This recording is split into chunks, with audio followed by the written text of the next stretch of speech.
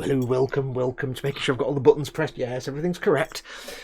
Welcome one and all. Hang on, I'm just sorting things out. Welcome one and all, welcome. It is Sunday. It is time for Warhammer Sunday. Yes, it's that time of the week when I get on with either my own personal Warhammer army, the Unending forces of the Holy Contrivance, or, as has been the last few months, hang on, coffee.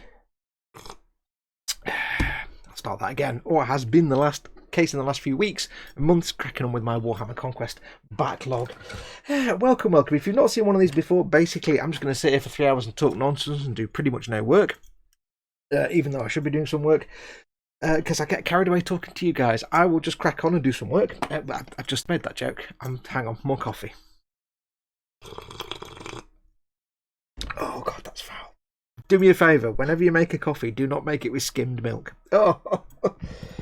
Oh god, it's horrible. We've only got skim milk, or well, we got some milk in it with skim milk, and we're having to work our way through it before we get to semi-skim milk. And coffee with skim milk is vile.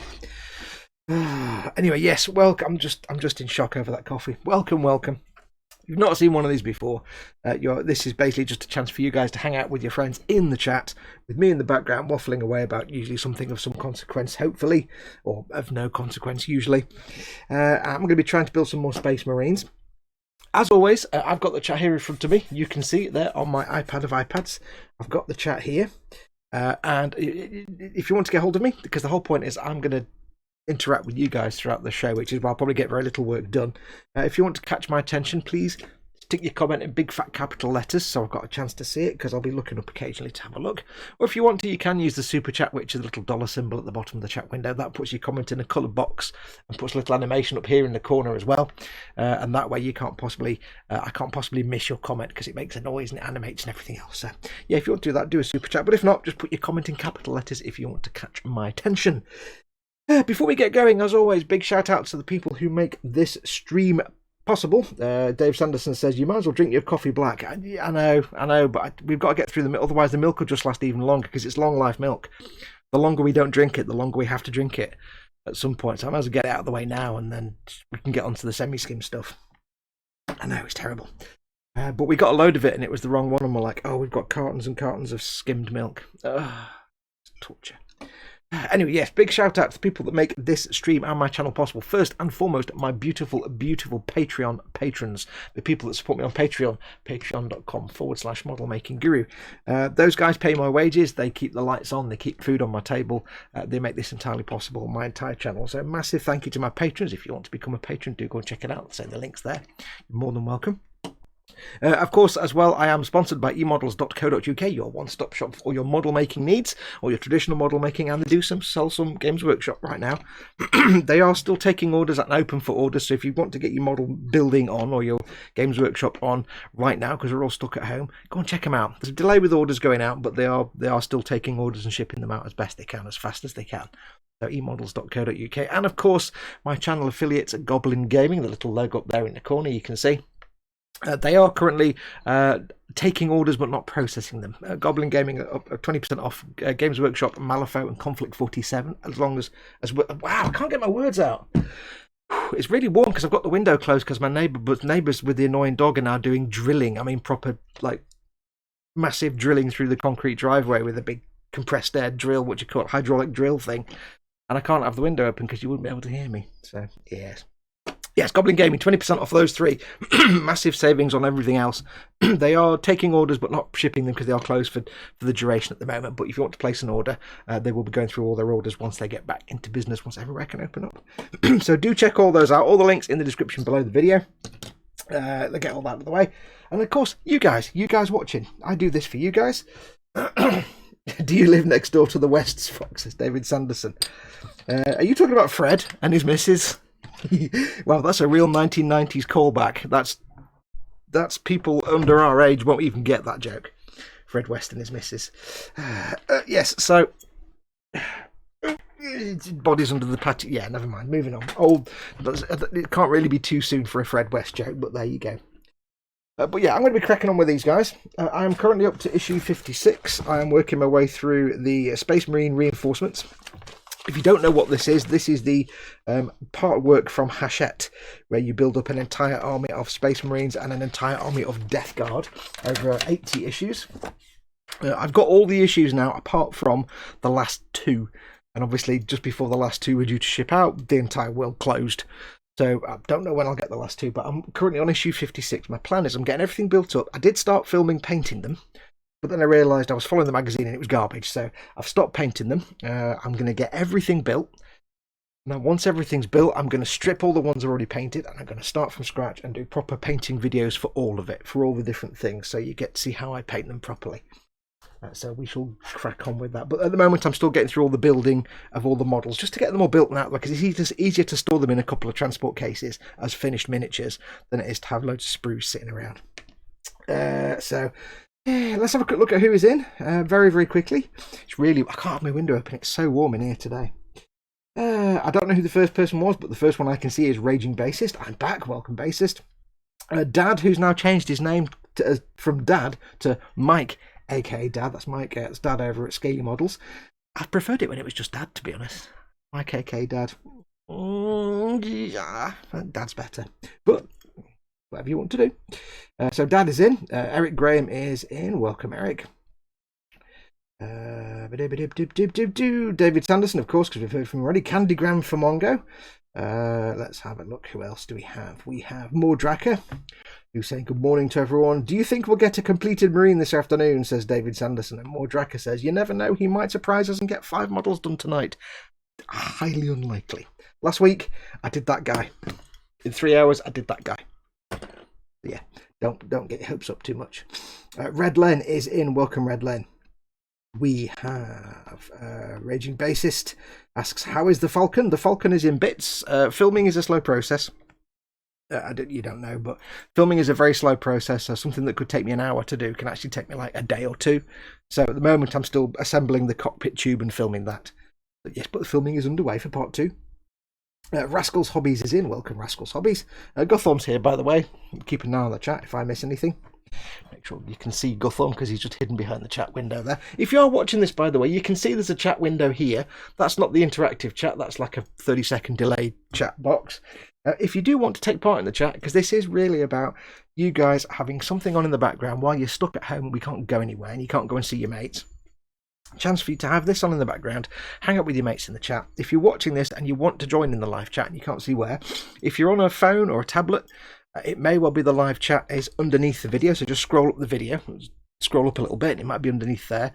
If you're on a tablet like an iPad like this, you might want to go for the desktop version of the website. So if you're on, say, if you're on an iPad like this and you've got Chrome, click the 3 buttons, the 3 dots, go to the menu here, and there'll be request desktop site. Click on that if you're watching on YouTube, and it might be on there. Something just popped up. Ang Trianga 48 subscribed. Thank you very much for your subscription, Ang Trianga. Very nice of you to subscribe. Welcome, welcome.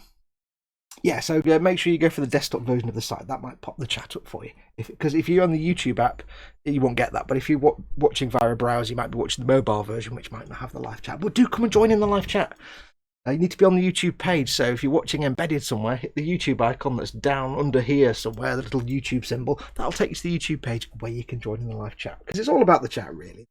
It doesn't really matter what I do on the telly here. It's all about you in the chat. Who else have we got in? We have Paul at Team Inept. Paul and Dad are 2 of your mods. Paul, of course, Team Inept is the channel that me, Paul, and Chris from Gross Models and Paul from Glued to the Sprue run, and I occasionally take part in, but not very often. Paul hates everybody and will ban everyone for anything, so keep on Paul's good side. But really, my mods are lovely. They'll keep you safe, they'll keep you protected. But if you cross them, they'll set you on fire and throw you to the deepest possible pit they can find. So don't cross them, but just be nice to them and they'll look after you. Cynical Steve is in. Welcome, Steve. And Nim is in as well. From one stream to the next, says Nim. Yes, welcome to anyone who's come across from Colin and Dave's stream that finished at 1:45. Let's have a look. We have Lee Eagles is in. Welcome, Lee. Andy McLeish says, wah! No, we're doing Space Marines, not Orcs. Sorry. Raging Bassist. Are you doing dudes or scenery? Dudes. Lee Eagles asked Dad how much he wants to build a phone holder so he can watch YouTube sideways. I guess he's watching it. Yeah, you want to put your phone like that, and yeah, don't watch me in portrait mode. Oh, don't watch me in portrait mode. Andy McLeish says, definitely the gravity brush. I wasted too much paint on the car because of siphons. He's got a siphon brush. Yeah, and I say in the comments, every time somebody uses a siphon airbrush, a kitten gets hit by a truck, a very big truck moving very fast, very heavy. But don't use a siphon brush. Not recommended. We have... I can't do it. I explained this last week. I can't do a loud or close up to the microphone loud thing anymore because it really affects my volume, my microphone volume, which I get quite finicky over, and I'll go really quiet. So I'll just instead go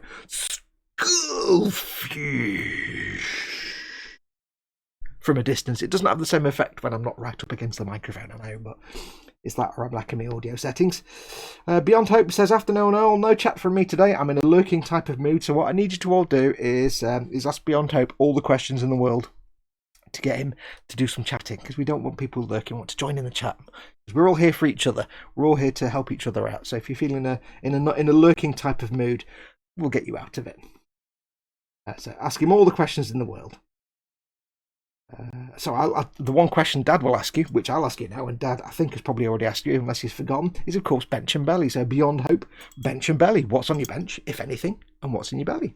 What are you planning for your dinner, or what have you had for your dinner? Lewis Williamson is in. I know Nat Williamson as well. There's Nat. And Lewis and Nat are in. David Sanderson asks if Lewis and Nat are related. Lewis says no, and Nat says yes, he's my husband. Somebody's going to get in trouble. Just remember, we've had this conversation, Lewis. Remember this. Anybody in my chat, I'm not going to swear in that, by the way, just so you know. This is I'm not going to swear on the telly because it's a monetized stream, but you guys can say what you want in chat. You can swear if you want to use rude words, but just remember, you're live in a live chat. The chat's also here. Don't put anything in chat that you don't want anybody else to see. Lewis, yes, we know Lewis gets in trouble because he says things and then forgets that that's watching. Oh, can watch anytime. Just remember that. Don't go saying things on the internet. In fact, do, because it's funny. That's the second time I've been slapped today, says Lewis. We have Lee Eagles is doing a part work. He's up to issue 40 on his Hayabusa build, and the funny thing is, whenever I see the word Hayabusa, the first thing I think is Halo 2 armor. Was it Halo 3 armor? Might be Halo 3 armor.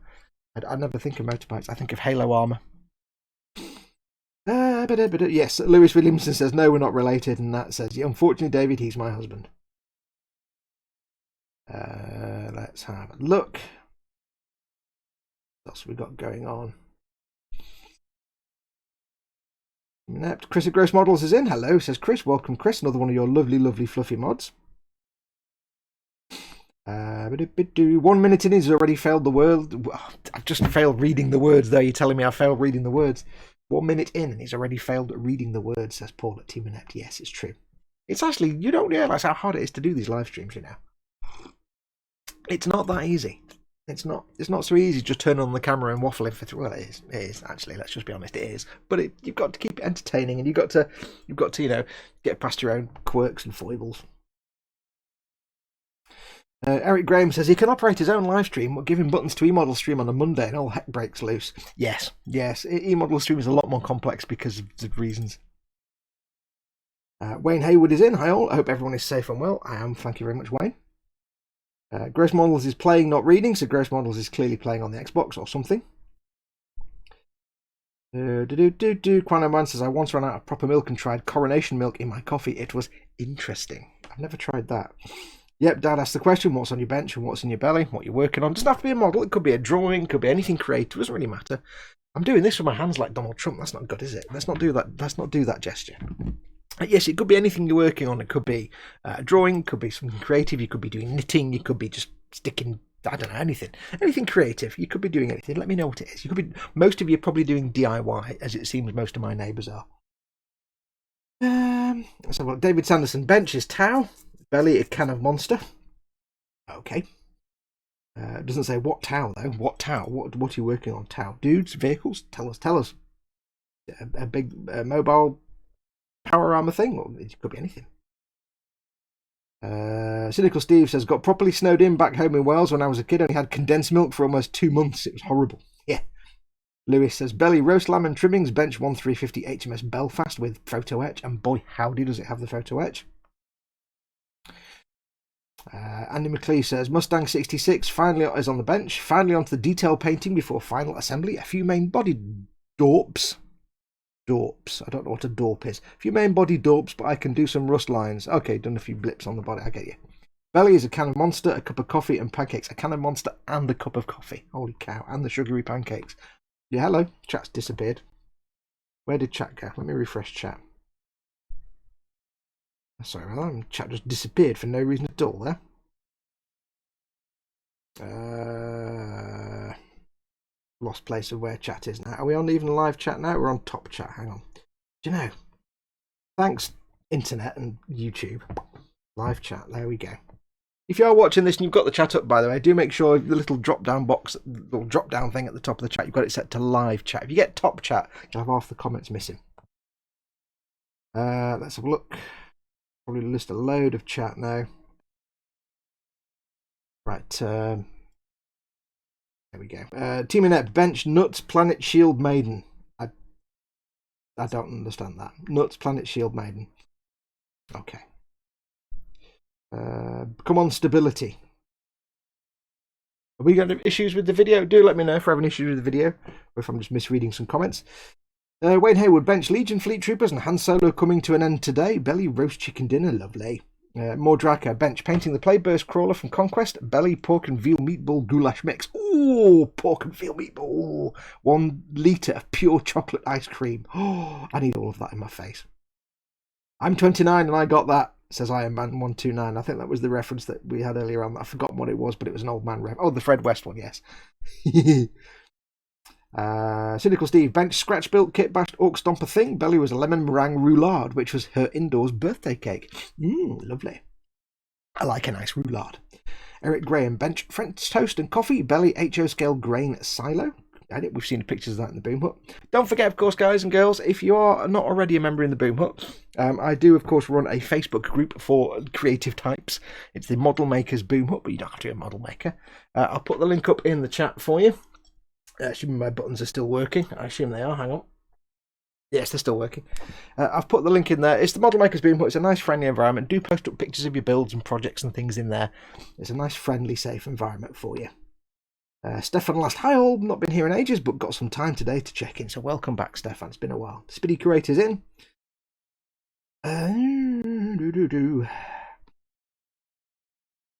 Redland, are you related to Red John at all? Because if so, I always said you were a thoroughly nice bloke, just to make you aware. Red John, isn't that the guy from, isn't that the serial killer from that series with the Mentalist? I quite like the Mentalist. That was quite a good series. That I quite enjoyed that. Shame it came to an end.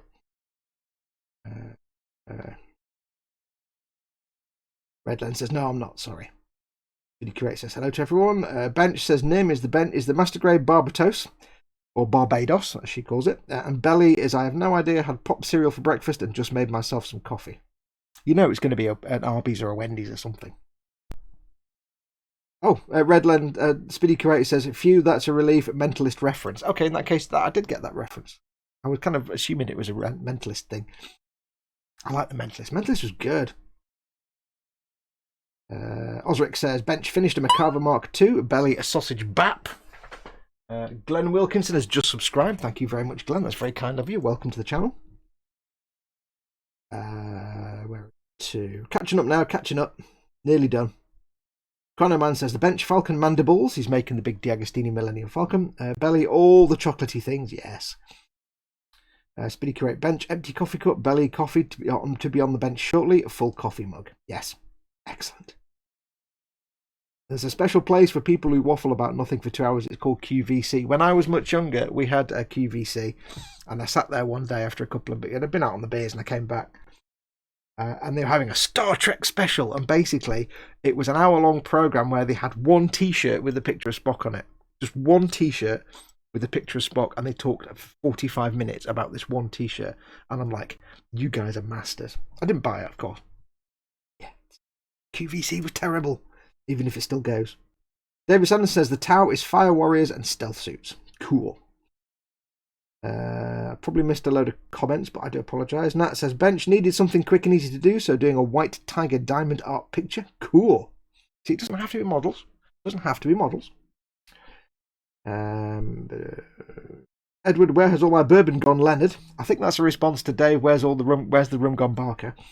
Belly, going to be Hungarian goulash. Ooh, any kind of goulash is nice.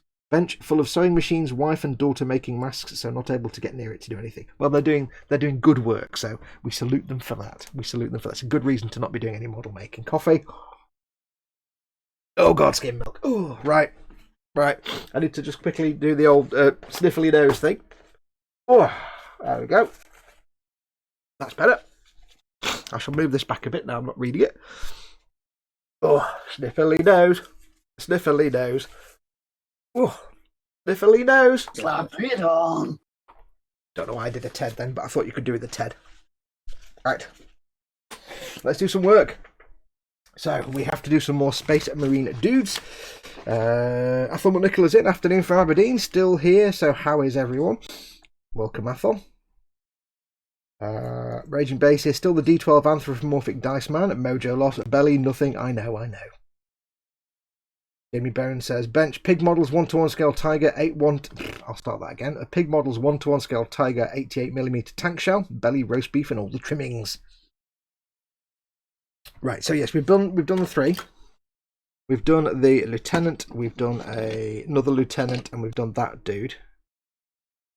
So, I now have 1, 2, 3, 4, 5, 6 more to do. Yeah, this is going to go for weeks. I'm just building dudes. So let's get on with it, shall we? Let us crack on. So yeah, so this is issue 56 of the Warhammer Conquest part work. I've got tons to go. Like I said, I did actually get a load of them. I started doing painting tutorials based on the magazine. And I was kind of following the magazine. And after a while, I realised there was absolutely no point at all to doing that because I was just showing you what the magazine was showing you. So I stopped. And I decided it'd be much more better use of my time to simply get everything built first. And then do the painting and paint everything rather than following the magazine, which is, if you follow the magazine, the paint job in the magazine, it's adequate. It's to reference Rocco's Modern Life, it's adequate. You know, it'll tell people you went to the adequate school of painting, where if it's worth painting adequately. That's a Rocco's Modern Life reference. I bet none of you would have got that. 10 XP for anyone who could tell me the specific of where that reference comes from. Who said that? Where that comes from? Not the series, because I've just said that. Lieutenant, you are not American, says Team Nip. I know, but Lieutenant, I'm just so used to hearing it that it just seems more natural to say Lieutenant now. And I've heard British people say Lieutenant anyway, so shut up. You make Tolkien nonsense, so I don't listen to you. Right, so let's crack on and do some work before Paul tries to ban me. Right, we need... Yeah, so the painting guides, they were adequate, but they weren't brilliant. You'll have adequate looking paint jobs. And I want people to paint better than that. So I stop painting. Once everything's been built, I will do a proper paint job on everything, and I'll film the process so you can all see. If you're wanting to know how I do it, you'll see how to do it. So I need 7 and 8. There's 8, and that's 1. So that must be 7. There's 7.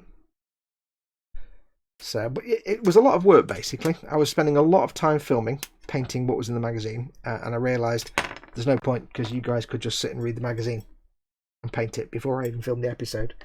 There really was no point. It was a waste of my time and a waste of your time. So I've stopped. I will strip all those back. Once we've got everything built, I will get everything stripped to Matron, and we'll do proper painting. And I will show you the process. Now we need 9 and 10. 9 and 10 is what we need now. We've got a split arm. I don't like this. Don't like this split arm nonsense. 9 and 10. Now, I've got to say, in my defence, I do work slowly. You know, we might just get this one guy done today. And it's not just because I tend to waffle on for 3 hours. I mean, I do. I do tend to waffle on for 3 hours. And that's just not mince words, Bones. I literally do that for 3 hours. But that's not ultimately the complete reason. There is a very good reason why I'm going so slowly with these. Is that one entire dude? Or is that two different dudes? What are you doing to me here? Okay, it's two different dudes. Okay, 1, 2, 3. So 11 and 12. As I've said before, the fact I'm doing this part work is 100% down to my very, very good friend and patron, Patreon supporter George, whose massive generosity and kindness has meant I've been able to do this part work. Because it wasn't something I was going to be able to finance myself. So I wasn't going to do it, and George says we'll sort it out. So yes, massive thanks to my friend George who's made this possible. What's basically going to happen is, because George has helped me out, made it possible to get this, we're going to split this whole thing. Once it's all built and painted, we're going to split it. He's going to get the Space Marines, I'm going to get the Death Guard, and I'm going to have painted them all. So I am quite strict and anal about cleaning up all my seam lines and stuff anyway. But the fact I'm doing it for George means I'm doubly, that strict and detail oriented. So I'm spending a lot of time making sure everything is spot on. What I do need is a receptacle. Good German chocolate. Good German chocolate. Very dark, very bitter. We love it. Coca-Cola. Right, so let's get some bits cleaned up. A very quick look at chat. Belly tonight will be Southern fried chicken and Mexican rice, says Athelman Nickel, and on the table still this Fleming GW Games Workshop Knight, which is now Chaos. Ooh, cool. I like Knights. Knights are awesome kits because they're really simple to build. They're beautiful. But the thing about Knights is they're actually, of all the Games Workshop things you can do, they're one of the easiest things to paint if you just want to do a simple paint job. You can obviously put a lot more effort into it. I'm just going to move my dog tags. Hang on, so they don't jangle. You can obviously put a lot more effort into it and spend hours and weeks and months or whatever painting them. But if you're just looking for, if you want just a simple, quick paint job to get it on the tabletop, they're one of the easiest things to paint. I did one that was done like a Xeon, like a Zaku, and it only took me about 2 days to paint it. Amazing. They are such fun to paint. Shelbert, okay, right. Nim has won the 10 XP. Shelbert, I think, or whoever the snail tortoise thing his name is, that's near enough. Yes, it was Filbert. Filbert the tortoise or turtle who went to the. They were asking him to fix the car. I think Rocco wanted him to fix the car, and he says, I can fix it because I went to the adequate school of motoring, and our motto is, if a car's worth fixing, it's worth fixing adequately. If a car's worth fixing, it's worth fixing adequately. So Nim gets 10 XP for having such awesome knowledge. Good girl. I don't think anybody would get that, because nobody really seems to remember Rocco's Modern Life. Rocco's Modern Life. I mean, it's the height of the 90s when everything was sort of brightly coloured and patterned. And the 90s were kind of a bit of a nightmare, really, when you look back on them. But, a lot of people don't remember. I mean, especially in this country, in the UK. A bit more in the US, where it's more mainstream, but especially in the UK. You ask most people in the UK what was Rocco's Modern Life, and they'll be like, I don't know.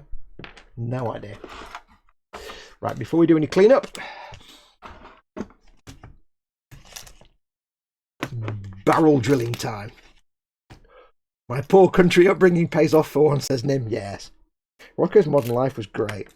I particularly like the fact that when they did a new thing, like I think this year or last year, they managed to keep the original 90s style to it, but make it modern. Brilliant. It's work of genius. It was one of those classic 1990s style cartoons in the same kind of vein as Monsters, or whatever it's called, and you've got things like, what were the other ones that were around then? Rude Dog and the Dweebs, and that was a bit more late 80s, I think. Rude Dog and the Dweebs. It was probably around about the same time as Animaniacs, but it wasn't. It was aimed at a more mature audience than Animaniacs. Carolina Roberto is in. Welcome, Carolina. Welcome, welcome. I like it when Carolina's here at the start. Quite often she comes in towards the end, and it's always a bit sad when she comes in towards the end because we're nearly finished. I'm like, oh, we're just going in a minute. So I like it when you come in nearer the start, Carolina, because then we get to spend time with you all afternoon. Now, I do have to apologise very, very quickly. Like I said before, my neighbours are all on a DIY kick because they're stuck at home and they're middle class. What else are they going to do? which is fine. You know, people are cutting the grass and they're, you know, sorting their gardens out. Next door but one, the one with the stupid yappy dog, they're actually just basically destroying their entire driveway with a pneumatic drill. Because of course they are. So you might not be able to hear it, but if it does kick into the audio, I do apologise. I can't really do anything about it. Yes. Yeah, so Rocco's Modern Life. I used to like Phil, but Philbert was great. He's such a nerd. Now I know my hand's in the wrong place here. It's right where you don't want my hand to be, so it's probably getting in the way. It's a temporary inconvenience, I assure you. Oh, spotting them. Oh, beautiful. I don't even, oh, you know, every now I'm gonna zoom in to show you that because I'm so pleased with that. Look at my accuracy. Almost, it's not 100% perfect, but that's probably one of the best drilled out barrels I've ever done. Shall I zoom in a little bit? I can't really get the camera any closer, but I want to maybe zoom in a little bit for you. Where's the zoom control? Oh. I don't like zooming in because the quality drops because it's a crappy digital camera. But I don't want to be hundreds of miles away. I can't get the camera closer because I'll bang it with my head every 5 minutes. So let me know if this is uncomfortable to watch this close. It's not very often you drill a barrel out and get it right first time.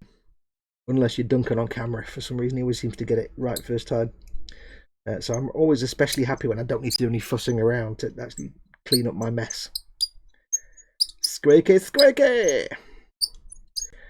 And I bet how many of you had actually forgotten all about Monsters, that cartoon, hey, from the 90s. I think Rocco's Modern Life was the same kind of period as Rugrats, but I couldn't stand Rugrats. That was the kind of art style that I didn't really like. Didn't like the art style for Rugrats. That was a bit too 90s, that was. I suppose Monsters was about the same, but hey. Fox is easily pleased. Really, really big ban was great in Rocco's Modern Life. Really, really big ban. I will be honest though, having said all that, there's a lot of things I don't remember about it. I just remember it generally. Athel Nickel, is it just me or is Foxy deliberately taking his time over this set of Marines as I constructed Primaris Marines in Red Scorpion colour scheme? Yes, as I was saying, you may not have been here when I was saying, but I'm actually splitting this entire project is being, for the most part, financed by my patron George, and we're splitting it. So he's getting half of the army. He's getting all the Space Marines, and I'm getting all the Death Guard. So because George is quite simply spending a lot of money for my benefit, I'm doing the best possible job I can for him, which means being really, really finicky about mould lines and seam lines and nubs, and then when I get to painting it, doing the best possible paint job I can for him. So yes, I mean I can sit here and build, you know, a whole group of Space Marines in an hour, but in this case I'm taking extra time because I want to do the best possible job. It's almost like a commission, but not quite, because I hate doing commissions. I don't do commissions anymore, but it's, in a lot of ways it's almost like that. My way, because, you know, basically George, it's my way of saying thank you to George, because thanks to George I'm basically getting a Death Guard army. Yeah, he's getting the Space Marines, but I'm basically getting a Death Guard army for very little. So I'm going to make sure that I do the best possible job I can, and if that means I go really, really, really slowly, that's fine. I don't mind. I'm not in a rush. We're on lockdown for the next year. I don't care. I can take my time. Not like we've got lots of other places to be anytime right now. I'm going to have to open my window, I think, because I can't open the window. It's really warm in here, and like I said, I've got the window closed because of the pneumatic drill outside, but now they've actually seemed to have stopped. I can't get to the window anyway because there's a camera on an arm which is right in the way. All gone wrong. What was I even talking about? I've got no idea. I've forgotten what I was talking about now. I was so amused by the fact I got a spot on barrel on this bolter and I don't have to adjust it that I've forgotten what else I was talking about now. No idea. It's Real Monsters, but yes, it was nice. That's it, Real Monsters, that's the one. Yeah, that was the same kind of, I think it was the same studio and art style as Rugrats, which in Real Monsters wasn't quite so bad. I couldn't stand Rugrats, I couldn't stand the art style. But yeah, there's a lot of things about the 90s that I don't remember fondly. Because the thing is, like I've said before, you know, I grew up in the 70s. I was a kid in the 70s and the 80s. Late 80s, early 90s was when I left school and started work in 1990. And in the 80s and 90s, I used to think back on the 70s and think how depressing and horrible they were. But now I've got a bit older, later in life, I now look back and think the 70s were fantastic because I was a kid and it was all toys and it was always sunny. Even though it was always wet and windy and rainy, it wasn't. In my memory, it was always sunny. It was always an Indian summer. And the 80s was secondary school, which was a horrendous... I hate the 80s because I was a teenager, which means my body both suddenly discovered the idea of girls, but also decided to make itself the ugliest thing ever known to man with things like acne and stuff. That's such a cruel twist of fate. Hey, we're going to give you an interest in the opposite sex, but also make you the most unappealing organism that ever crawled out of a stone, from under a stone. I hate the way nature does that. I was a very spotty child. So the 80s were rubbish. Also, clothes in the 80s were rubbish, and everything in the 80s were just horrible. And the 90s are just, I don't know, the 90s are just kind of bland to me. I don't have fond memories of the 90s, but I don't have bad memories. I just have nothing. It was just meh. It was just meh, I think. And then the 2000s, meh, again, nothing of any great import. And then the 2010s started off meh, but then became not meh because I started doing this. And I met all you guys. So in my entire life so far, the 70s and the second half of the 2010s are absolutely brilliant. Everything else is just meh. The 80s was when a lot of things were terrible. And the 90s was when a lot of things were terrible, but we knew they shouldn't be terrible, but they were still terrible anyway. Let's have a quick look. Fox is easily pleased. I don't deny this. I'm lurking in the background, says David Sanderson, observing, occasionally typing nonsense on here. Phil Lewis is in. Welcome, Phil. Says we'll be popping in and out of stream as finishing setting up a shiny new system. Cool. Gaz Vickers, Ren and Stimpy. Now that was a cartoon. That was the Crickfalusi stuff, wasn't it? What was his first name? I can't remember his first name now. Was it John or David Crickfalusi? I never got on with his art style because it was too over the top. He used to take the classic sort of Warner Brothers over the top exaggerated style and then exaggerate it even more, and it was like, oh no. It didn't. It looked too. It was like somebody trying to be funny to me. Like, you know, the old classic Warner Brothers style of somebody's in shock and their eyes pop out and they go, whoa, like Tom and Jerry style or Warner Brothers style.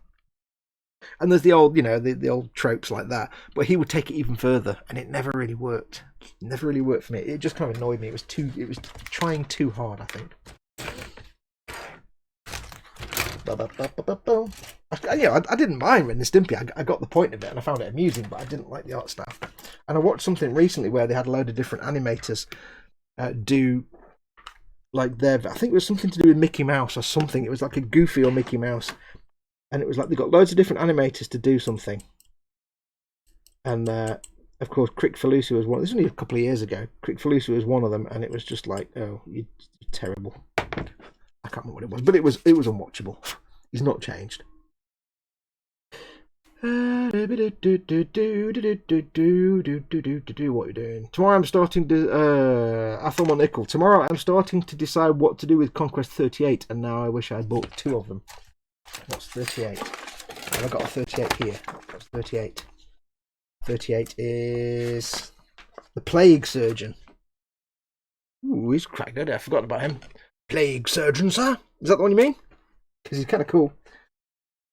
The Chaplain was 37. The Primaris Captain is 39. Yes. Dude, which Conquest Marine are we on? Says Eonskar. Welcome, Eonskar. We're on issue 56, which is the Space Marine reinforcement. So we've got 2 lieutenants. I can't. Lieutenant just sounds wrong. I don't get a day off in Lef. I get a day off in Lou. So why would I have a lieutenant, not lieutenant? I actually, you know what?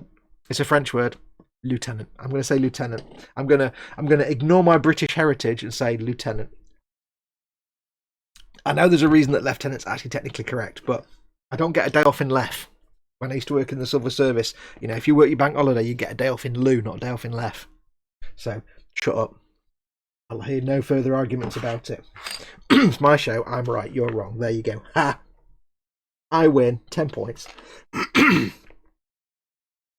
Athelman Nickel. Foxy is a youngster compared to me. In 1990, I was in Saudi Arabia on the oil fields. I know so many people that kind of, it's weird this, but because I don't know, because I grew up in the 70s and 80s in the Northwest, for some reason, I have a significant number of people in my life that I know that worked in the oil industry, like either in Saudi on oil fields or in the 40 fields or in the North Sea.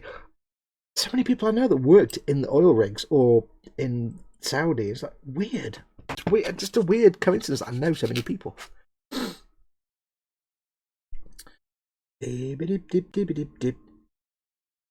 Right, that gun is pretty much done. I'll do a little bit more scribulating. I'll just zoom in for this bit. I've shown this before, but in case you've never seen it, because I did blow someone's mind with this idea. When you've got something like here at the bottom of the, I don't know if you'll see it, the magazine, it's got like a little sort of texture, it's like a little ribbed texture, and the mould line goes right down the middle. You can't get to that with anything other than basically a scribing tool. You can get to it with your knife, but you'll carve it to shreds. Get yourself a scribing tool, just run it between all of the raised little bits. And that is how I get rid of seam lines and mould lines, I should say, when you've got like a ribbed or ridged structure and you can't get a knife in there. Just quickly sand it back to get rid of any roughness. Very gently. Bang. You've now got a ribbed structure with no seam line or mould line down the middle. Scribing tool. You can do it with your knife, but your knife will gouge it to crap and it'll make it look horrible. If you've not, even if you've got no reason to have, a scriber. If you don't do aircraft or gunpla and you don't want to scribe panel lines, get yourself one of these anyway, just for things like that. Plasma rifles, you'll suddenly enjoy plasma rifles. Indispensable. Andy McLeish, wow, Vallejo Model Air paints are really nice to hand paint with. They are really, really nice. They're kind of, because they're pre-thin for airbrush, they're quite nice to build up layers as well. Phil Lewis says this one is Bob. Hello, Bob. Angry Beavers. Oh, a spoot. Oh, I use the word spoot all the time. I used to love Angry Beavers. Angry Beavers, I will give you money to watch that. Angry Beavers was great. I don't really remember much about it again, other than it was insane and I thought it was brilliant. Angry Beavers, yeah, Angry Beavers, because they introduced the word spoot, and I use the word spoot all the time because they couldn't use they had to use it instead of a swear word, a rude word for poop, so they used the word spoot. Plus, I'm pretty sure they were Canadian, so yes. Angry Beavers, I'd forgotten about that. Which is, I think, when I was playing Skyrim the other week on my stream, and I went spoot when I got someone, and somebody said, "Did he just spoot?" I guess somebody got that reference. Andy McLeish, I'm using some mad artificial brush to paint them with, and cool. Yeah, all the Vallejo paints are really nice. The Vallejo Model Air are thin, almost thin for airbrush. A few of them need a bit more thinner, but they are for the most part thin for airbrush, which just means they're already kind of great to paint with brush wise.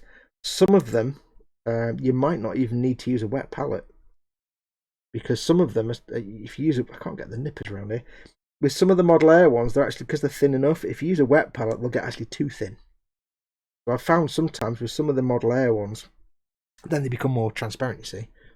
With some of the Model Airs, I tend to use a not wet palette, so just like the lid of my wet palette or a bit of paper or, something like that, my palette pad. Sometimes I use that for some of the Model Air ones. I'm still zoomed in. Ooh, hello.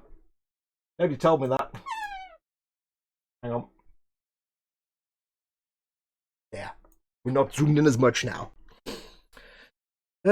Fox, that streaking gram you recommended arrived and it's great. Yes, I knew you'd like it. Streaking gram is brilliant. It's just a thinned enamel paint, but it saves you having to mix your own. You can literally brush it on, give it 20 minutes and get it off with a cotton bud, a dry cotton bud or a cloth. You can airbrush it on and do the same thing. Just wipe it off. You don't have to use thinners. If you leave it too long, you can get thinners on there. You don't need to.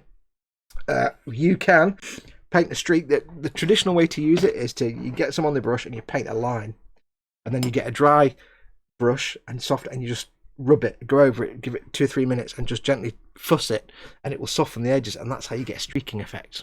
That's what it's designed for, but you can use it for gunk washes. It's great stuff.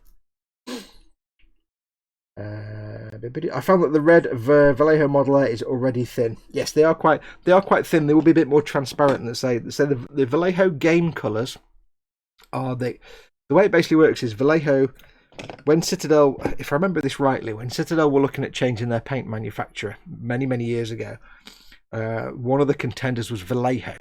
So when you get the Vallejo game colours, they were potentially going to be the paints for Games Workshop, but it never came off, and instead they went to some Chinese company that makes them now. Because it used to be the Cote d'Armes, as the Americans call it, or Cote d'Armes, as we would normally call it, who are based, I think, around here in Manchester, or somewhere up north here in the UK. They used to make Games Workshop's paint, and then they changed it to China. But at one point, Vallejo were going to tendering for, if I remember rightly, tendering for the thing of making their paints, which is why a lot of the game colours, Vallejo game colours, have a very kind of obviously rip-offs or very similar to the GW paints, or the old paints, because that's what they were going to be. So yeah, some of the paints, the game colour paints are quite opaque because they're designed for brush painting. The Model Air ones, they're pre-thinned for airbrush, so they'll be a bit more translucent. So that's why it's always worth with a Model Air paint, if you're brushing it, just try it without a wet palette first, just in case it's already thin enough. Right on I do actually quite like although I use a wet palette most of the time, I do actually quite like the Games Workshop palette pad. It's quite handy for things like glazes and shades and stuff, so it does have its uses. I quite like that. Or just a piece of ceramic or a tile or something, it could be anything. People are talking about something, I don't know what people are talking about. Ray Aquilian's in, welcome Ray from Malta. How you doing, buddy? Hope you're doing well, mate, stay safe.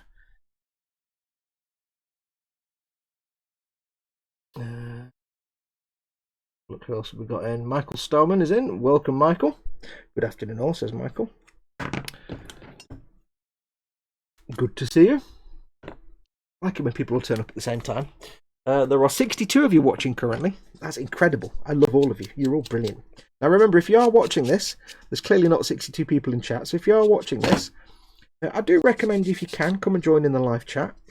You don't have to do a lot of chatting. You could just say hello and leave it at that. But it's just nice, because right now it's all about building up a community and hanging out with your friends. So if you are watching this, and you can see the chat here, if you're watching it on YouTube, the chat is usually to the right of the player, but it might be underneath if you're on an iPad or an iPhone or a mobile or something like that. So scroll down if you're on a tablet or phone, it might be down there. If you're on the desktop, Mac or PC, and you can't see the live chat, you may be watching it embedded in Facebook or Patreon or somewhere else where I've posted it up. Click on the YouTube icon that's down in the bottom right of the player, where your play controls are. Down there, there's a little YouTube icon. Click on that. It'll take you to the YouTube page to watch it, where you can join in the live chat. And you should join in the live chat, because it's fun. It's a fun place. So, to encourage some of you lurkers, I mean, I know we ask this quite often, and most of us, we all know where each other's from, but just to get the lurkers out, because it always works. Where's everybody from today? Where are you all hailing from? That sounds like the Smurfs. Where are you all coming from? Dip, dip, dip. Yes. That's one thing I've realised I've got to do with these Space Marines, because George is getting the Space Marines. George is a normal thinking person in that he doesn't want Ultramarines either. He also, like normal people, thinks that Ultramarines are boring. So he's not going to have them painted in Ultramarine colours. However, that does pose a problem, because some of them have actually got Ultramarine symbols moulded into the pauldrons and kneecaps and stuff. So for a few of these, I'm going to get creative and carve out some of the Ultramarine symbolage, sigils and things. I'm in the kitchen doing hot dogs, says Andy McLeish. This is acceptable. When I say where are you, it could be a place of where you are. It could be what room you're in. You could be like I'm in my garden. You could be like I'm in the toilet doing pooping. You might be like I'm in Skegness. Could be anywhere. Richard, welcome Richard. Richard is in Bedford. Where are you all coming from? We're from Catford on the run. Says Beyond Hope. I don't know, but it sounds like a Mac Lads song. So have a look at that in a moment. Now I've asked the question. So where are you all from? That always gets some of the lurkers out. So if you are watching this, I know some people are quite shy, but there's no reason to be shy. We're all shy here. Especially right now, though, when we're all stuck at home. Can't go anywhere. Nothing much we can do. Come and say hello. You make friends. When I started doing these live streams, of course, I was just doing it as, you know, because it was content for my channel, and B, because my whole thing is teaching you guys what I do and having fun with you guys. And really, it started out just with that, but now with everything that's going on now, it becomes it's a lifeline for me as much as it is for you guys, because it's, you know, we're all stuck at home, and it's a chance for me to have people to talk to. I mean, I've got Mama Fox here as well, obviously, but, you know, I can't go out and see my mates. So it's a chance for all of us to just hang out and have a jolly good time and catch up. Chance for me to talk for 2 or 3 hours. Okay, I really hate the panel lines on the back of the legs. They're always fiddly to rescribe. You should know that song, Barren Nights, the Smurf song. God, Barren Nights, gee, wow, that's going back. Dear God, how many years is that going on? Barren Nights. Now I'm getting flashbacks to going to, like, either Pontins in Blackpool when I was a kid, or once or twice I went to Canvey Island, the place on Canvey Island Kings. God, some holiday camp on Canvey Island. It's going back a long time. Canvey, I had a record somewhere. It was Canvey Island Kings. It was terrible. Oh, the 1980s novelty songs. Will you eventually do the bikes? I want to enjoy your suffering. Yes, but I will make sure I do everything else first. Quantum Man says, I'm over your left shoulder trying my damnedest not to giggle like a girl. Haha. I'm down in the West Country, says Jamie Bone. That's right, you're in the West Country. You are. That's lovely, days. Oh, let's have a look. We hail from Newbury, a shining light on the dusty road called the M4, says Models for Heroes. Hey, welcome, Model for Heroes. Nice to see you, buddy. Dad is in Cheshire. You're a Scouser, Dad, admit it. Scouser. Cheshire. I'm Cheshire. Only joking. Nim says, we're about to start D&D and we have a Canadian-esque cleric, which is funny since she's played by our Canadian friend. How bizarre. I bet she gets the accent just right. Spiddy Curate says, I thought I was in the Scottish Highlands, but there's a huge fiery ball in the sky making things warm. Surely that's not right. Yeah, I don't know what that is. I'll take my watch off because it's being quite pinchy today, my watch. I don't quite know why. Yeah, if there's got a big glowy thing in the sky, then you're probably not in Scotland. David Sanderson from Timperley, living in Poole in Dorset. There's Right My Barber. I know that's not Dorset, but as far as I'm concerned, anything below London is a Right My Barber. There you go. That's lovely. That is, yeah. Everything's Cornwall, as far as I'm concerned. Stefan Last is in Lidköping, in Lidköping. I've got it wrong. Even the pronunciation after it, and I still got it wrong. Lidköping in Sweden. Near that Chester, says Dad. There we go. That's better than Cheshire. Cheshire, my bum. Just admit it. You're a Scouser, Dad. I've got rubbish wheels, so I'm not. I don't mind you. I've got terrible wheels, so I'm not. You know, you're a good friend. There's no alloys on my car. You could be in the Orkney, says Jamie Bone. Wainfleet near Skegness. Today, tomorrow, I'll be in Southampton, says Lewis. Lewis is a truck driver, so he's allowed to go to places. And we thank you for your work, Lewis. You're delivering all the important things to all the shops that we need. I assume. I prefer to think that. James McIntyre, welcome, James. Says, I'm in the living room building a Lancaster bomber on the wife's coffee table. I think you missed out a few words. I think what you meant to put was what used to be the wife's coffee table. Because once you finish building your Lancaster, yeah, that'll just be a glue-covered mess. Glue and paint-covered mess. Because we've all done it. Whenever we start a project that's on some surface that's not ideal, like that somebody else cares about, like a coffee table, you know you're going to get in trouble. because they'll end up with the glue and the paint. It doesn't matter how careful you are. You know, does not matter how thoughtful you are about the fact that you don't want to damage the table, or even on a simple mercenary level, you don't want to get your ass kicked for messing it up. You'll still mess it up. You'll get in trouble. Don't worry, it'll happen. We've all done it. We've all done it. Coffee tables, kitchen tables, dining areas, they've all got mess and glue.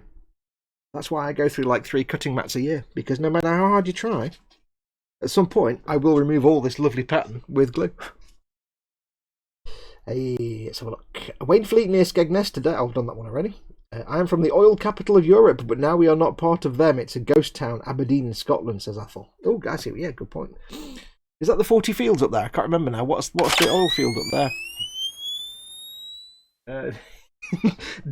Dad has confessed. Dad has done a super chat. You can see a super chat there. He says, I am a Scouser. Are they? That's the first step to... Is acknowledging it, Dad. That's the first step. Lovely. Thank you very much, Dad. Thank you for that. It's very, very kind of you. Don't forget, if you want to support this channel and maybe don't want to become necessarily a patron on Patreon, patreon.com/modelmakingGuru, you can support me by doing super chats when I do live streams. That's a very nice, very kind way of helping me keep this channel going. But other than that, you can, of course, just like and subscribe and hit the notification bell. Like every video that you're up. If you like someone's content, like all their videos. It helps their video get higher up in the lists. Subscribe, obviously, so you don't miss out. And hit the notification bell so you don't miss out on live stuff. Whoop for Wainfleet. Once upon a time, a favourite family holiday place. Does anybody remember Canvey Island? The holiday camping camp. Was it actually called Canvey Island Kings? I've got Canvey Island Kings in my head. All I remember is collecting dead crabs on the seawall, which was quite good fun. Mordrak is down in QLD, sitting through a hailstorm. What's QLD? QLD. Queensland. Queensland? G'day, bro. If that's, does that mean you're getting hailstones like this big? Because Australians get hailstones that big. Andrew Scheisser is in. Welcome, Andrew. He says, hi, I'm from Northwest Indiana. Been watching your videos for a long time and have learned a lot. Oh, you can't be watching my stuff then if you've learned a lot. But thank you very much, though. Welcome, Andrew. You're very kind of you to come and watch my nonsense. I do like it when people who've watched for a long time join the chat after a while. That's why I do this kind of where are you from thing every now and then, because there are people that aren't comfortable being in chat. They just like to watch, and that's fine. There's nothing wrong with that. But if I can gently tease people out of the lurky corners and into the chat, because the thing I've said many times about the people that watch my stuff, my channel, as we all know, the internet is basically a toxic cesspit. Whenever you, especially YouTube comments and live chat comments, whenever you watch a live stream and stuff, a lot of people are put off by the fact that you watch stuff. Glued to the sprue. Hang on, where's that gone? I've got to scroll down again now. 199 from Glued to the Sprue. Thank you very much, Paul. He says, Dad steals car tyres and wears shell suits. They calm down. He does though, doesn't he? He does. I've seen him. He wears them shell suits like in. And you know what? The best thing, that colour that on Dad's comment there, that kind of teal colour, that's the colour of his shell suits. Those two teal colours. Looks brilliant. Brilliant. No, hey. What was I talking about? Got no idea. Yes, yeah. Most YouTube content. If you're like most of us, we are introverts. Let's be honest, we're all introverts. That's why we do this hobby. A lot of us, and we don't like getting into conflict and confrontational situations. For the most of us, I'm going to speak on all your behalves now because I understand all of you. And the way it basically works is that you go onto a YouTube stream or something like that, and there'll be all this kind of horrible conversation going in the chat, and you'll say something and you'll get told off and shouted at, and it's horrible. But I'm very lucky in that, like, the people that watch my stuff, you guys, you're all lovely. You're all awesome, and I never have that problem in chat. Very, very, very rarely. I'm just going to put the microphone off one second. Give me 1 second, guys. I'm going to check something. There's something going on behind me. Hang on.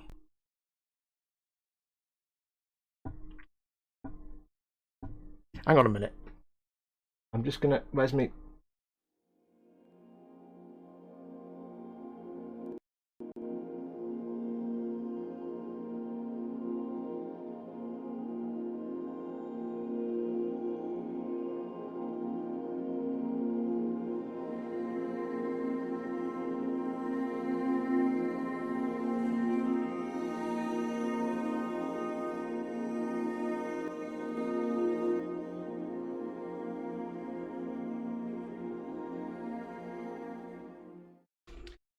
Sorry about that. I could just hear little noises. It was Mama Fox doing something in the room next door. I wasn't sure what the noises were.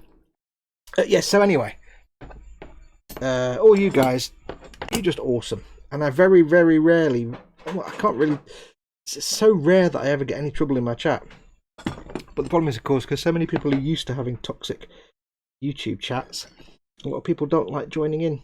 So I try and encourage people to come and join in, because you're all lovely. My mods will keep an eye on everybody anyway.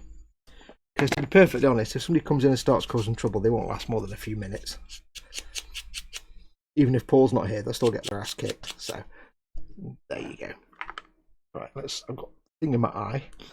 I need to work on these little nubs on the side of the armour.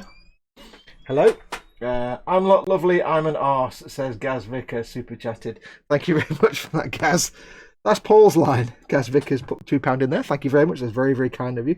I'm not lovely, I'm an arse, says Gaz Vickers. And I said the word arse, but that's not really swearing, so that's not going to affect my monetisation. I don't think. I think that one's alright. I think we'll be fine on that one. Yeah, so, I mean, my viewers, you're all lovely people. It's so rare that I get any problems. I mean, I'm not saying 100% immune. I've had people in the past that have caused problems, and, you know, we've had the odd issue here and there, and you get the odd spam person coming in putting in stupid comments, but you guys, the mods just get rid of them straight away. Because the beautiful thing about trolls, this is the one thing about trolls that you have to give them credit for, is they are absolutely useless at any kind of subterfuge. They really are. It's like they'll come in and they'll make it apparently obvious within 10 seconds that they're a troll. Because they'll just do the things that trolls do, and there's no way for them to not do that. So that's why I don't get worried about trolls, because they make the presence known within seconds. Because otherwise they wouldn't be a troll, would they? So it's like a self-fulfilling prophecy. So yes, I'm very lucky. I say that I've got very, very good viewers. So if you are one of those people that's never... Hello. I've got to go scroll down now. We've got another one come through. Cynical Steve. Wow, Steve, thank you very much. That's very, very kind of you. And it's not a tip this time. Well done. Good girl. As a Welshman in exile in Manchester land that's been up north so long, I have to argue to get let back into the valleys.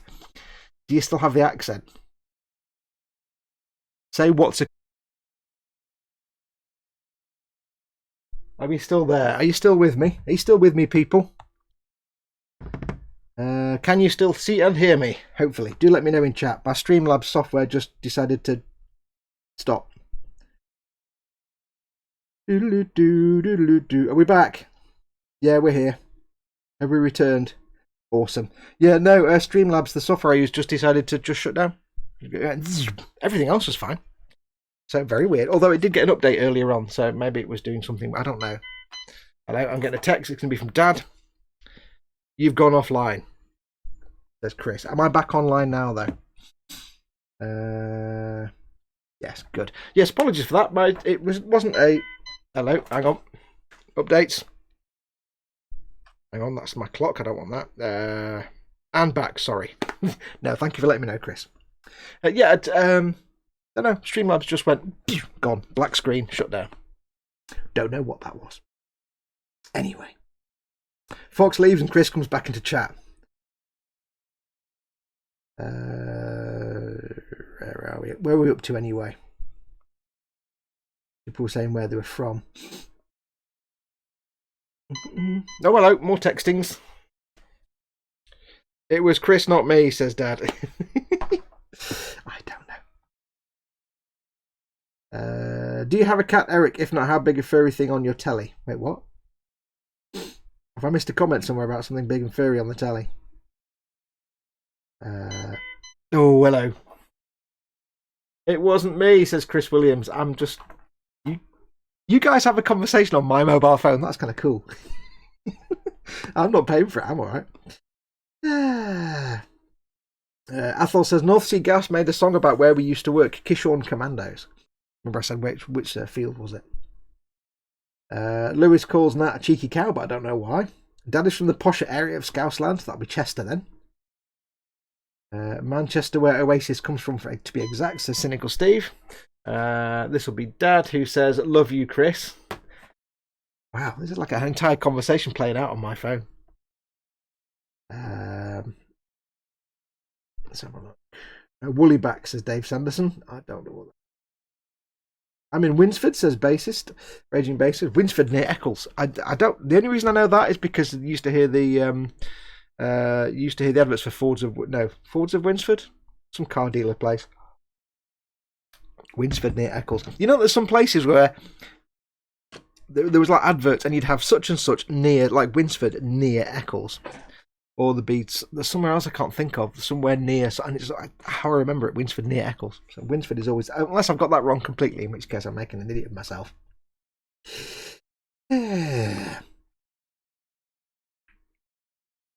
Athol says, Southerners, you mean Glaswegians? To sped. I've been using oil washes as late, made from thinners and oil paints, says Earl D. There's nothing wrong with that at all. It's a very good way. If you've got oil paints, you don't need to go out and buy enamel streaking grams and stuff. You can just use your oil paints and some oil paint thinners. It's a really, really good way of making washes and stuff. I do it quite often. Athol confirms it used to be the 40s Brent and Claymore and Beryl, but most are redundant. Yes. That's the oil fields. Mordraka says, yep, Australian hailstone, largest so far is about baseball size. Holy cow. Didcot in Oxfordshire is where Darren 2159 is. Slightly upwind of what was the power station, so no mutations yet. There's always time. These things take time. Speedy Curate says Australians are cool because they can swear almost as effortlessly in casual conversation as northern working men. Yeah, pretty much. Andy McLeish says, did you do, don't you do? Now, if you're outside the UK, that won't mean anything to you, but Dad living near Liverpool, up in Chester, he's a bit of a scouser. And it's, they know now. They don't do duvets, do they? No, they don't do duvets, do they? No, they don't.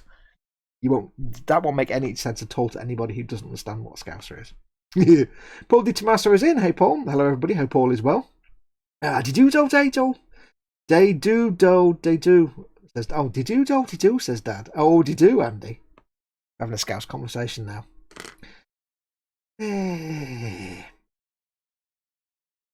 Bassist says, when I was talking about lovely, how all my viewers and stuff are really nice and helpful and supportive. Bassist says, I said this in the Boom Hut the other day. I had a really bad time in a bass guitar group and was so thankful for the lovely people in the Boom Hut. Yep, they're all lovely.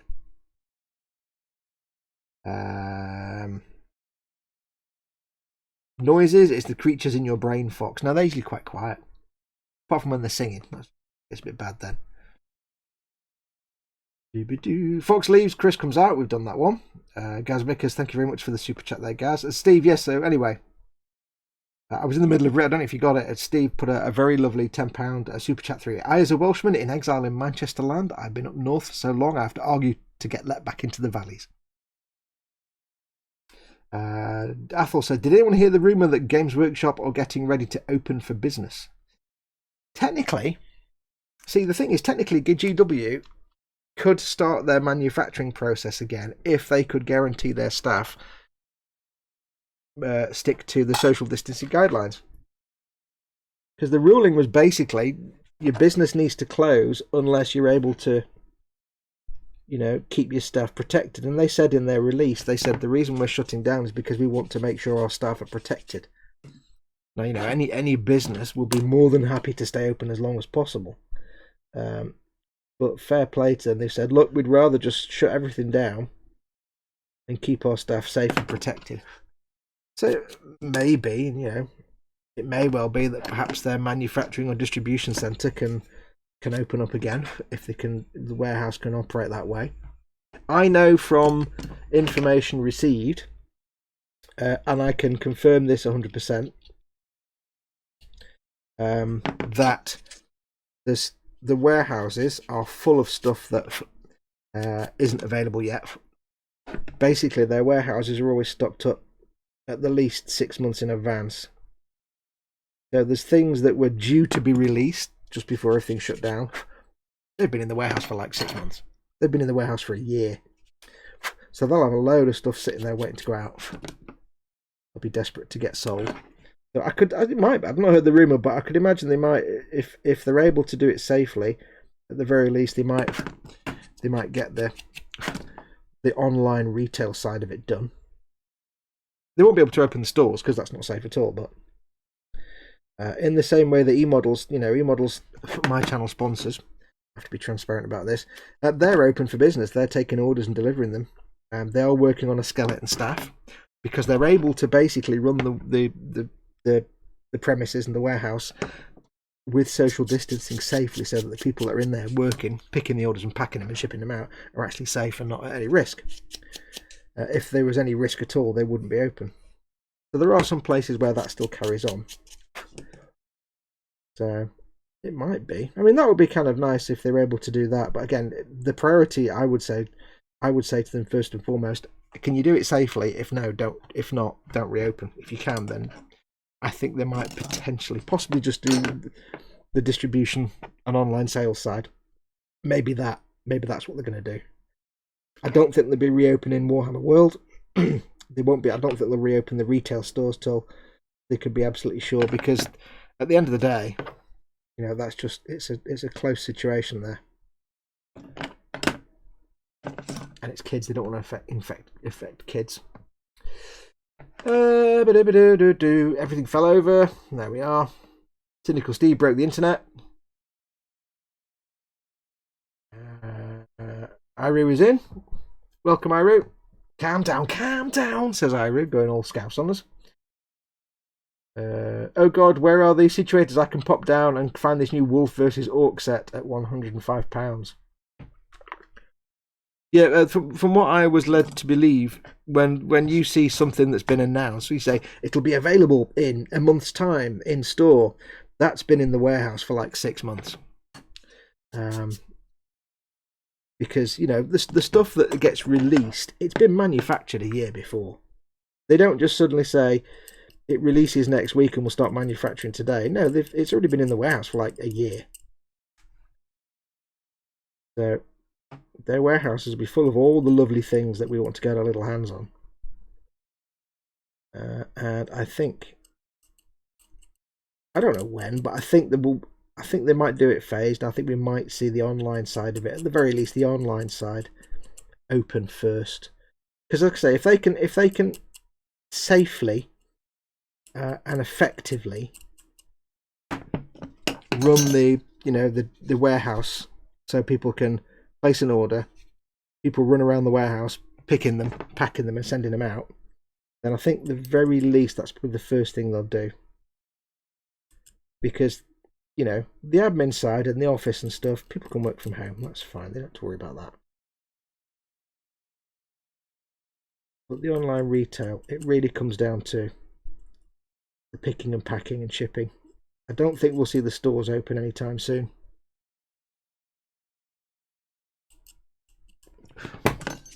But I hope they do. Festa's in. Welcome, Festa. Nice to see you, buddy. Stefan last got to go. Might be back in a little while. If you're still on, I'll be here till 6 PM. I can tell you that for a fact.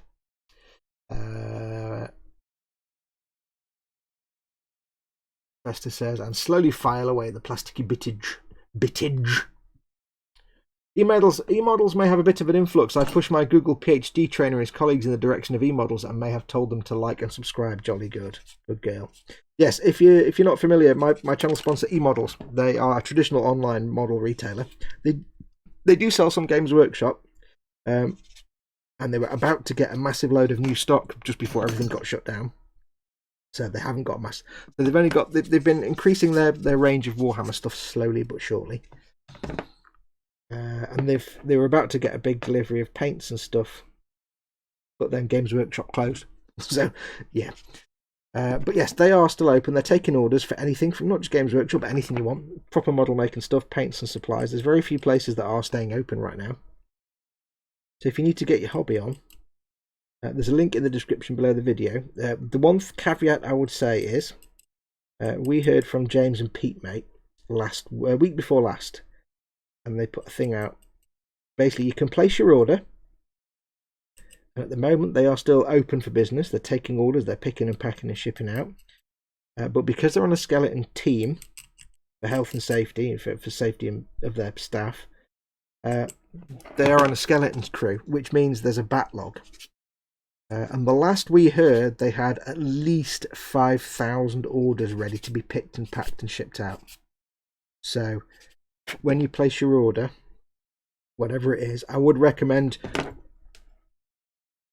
try and snag as much as you can, rather than having to place an order and then a week later get something else. If you need a few things, just get as much as you can.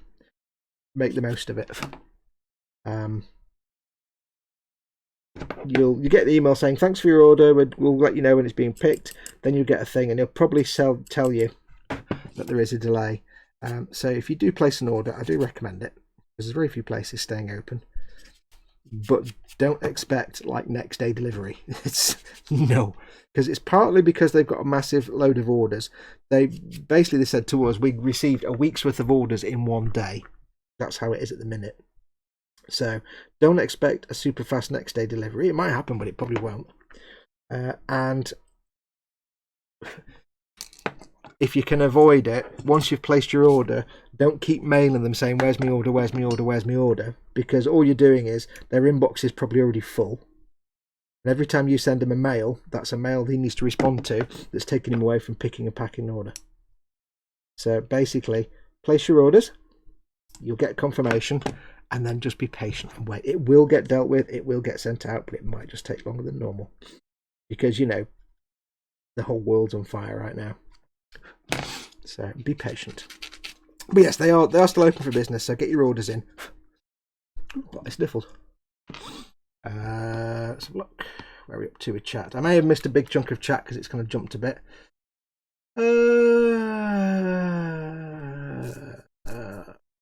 Paul and Fester are getting a room apparently. Fester says cooing is pigeons. I've forgotten the line. What is it? Pigeons because... What's the line? Because they coo. I can't remember now. Great big coo. I'm loving the big porn stash in the top left corner of the video when he's doing the close-up stuff. You mean up here? Like that. Hello. No big eye. Hello. I won't do that again. Woo! I was trying not to be in shot, but hey. Andy McLeish. E-model skeleton crew consists of Dave, mate. Yeah. Elsric 9000 said, a friend of mine is one of the managers in Games Workshop's design department. He knows what's coming in 2021. Lucky sod. Yes, one of our very good friends, Simon, worked there for a little while. So he has an idea of what's coming. I have various sources. But yes, don't think they just suddenly go, let's make this model, and then they churn it out and a week later it goes on sale. No, that stuff can be in the warehouse for like 2 years before you even get told about it. So yeah. And it's, if you listen to, like, you know, if you listen to interviews with Duncan and Peachy and stuff when he used to still work there, he always used to say one of the hardest things is, like, you know, they'd know well in advance when stuff was coming out because they'd have to plan in the painting schedules and stuff, and so would the painting team and things like that. So they said the hardest thing for them is just when they're talking to the public, it's just remembering what the hell they're supposed to talk about and what they can't talk about, because it can get quite confusing. Like, have we announced this yet? Hang on, I can't remember. Yeah, very easy to accidentally let something slip, I would imagine. But yeah, there's loads of stuff. The warehouses will be full of stuff that, all the stuff that's been announced over the past few weeks, it'll already be there in the warehouse waiting to go out. So, which is jolly good.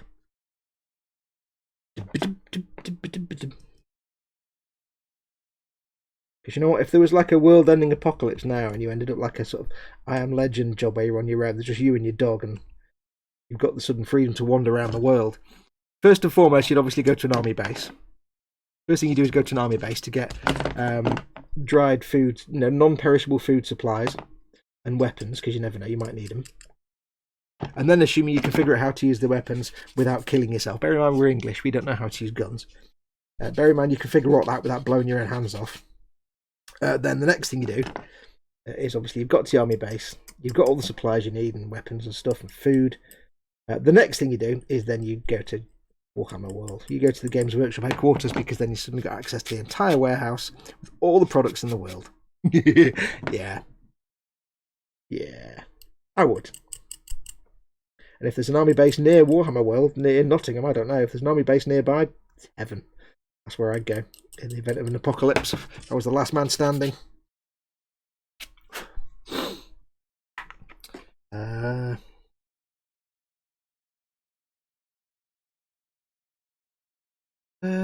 Stop it now. There's a big grizzly bear in glasses on my screen. Lewis Williamson says, this photo etch is kicking my ass at the moment. Yes, Lewis is making like... See that little bit of plastic there that's on screen? Let me zoom in. Hang on. Zoom in. You see this little bit of plastic here? This little bit of nub here. That bit there. Lewis is making deck guns for his boat, for his ship, that are probably about this big and have like 20 parts in photo etch. So when Lewis says the photo etch is kicking his ass, it really is kicking his ass. Yeah.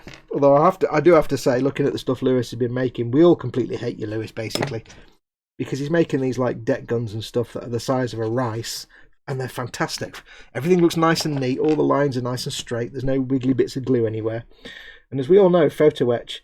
When you do photo etch, for example, on the Millennium Falcon, photo etch. Those are easy to install because you go, there, touch of glue, done. That's it. That's a doddle. You cut them out, you stick them on. No problem at all. But then you get the photo etch where you have to build an entire deck gun out of 100 parts of photo etch. You need to build, bending and shaping. Yeah, no, that's impossibility. Impossibility. Let's have a look. Cynical Steve says, the missus is making feed me noises, so I'll have to catch you later, guys. Thanks for coming in, Steve. See you maybe later on for Chris's thing. Foxy, you mean MREs and an SA-80 plus a noddy suit, says Athol. Yeah, well, maybe not the SA-80, though, because they're not that great. Team Inept says, I wouldn't want an SA-80. I'd find something else that worked. Yeah, ask Tony, Helden 35 about SA-80s. He'll tell you how bad they were. Dad says, SA-80, keep falling apart. The good old SLR will do it. Yeah, even I know I wouldn't want SA-80.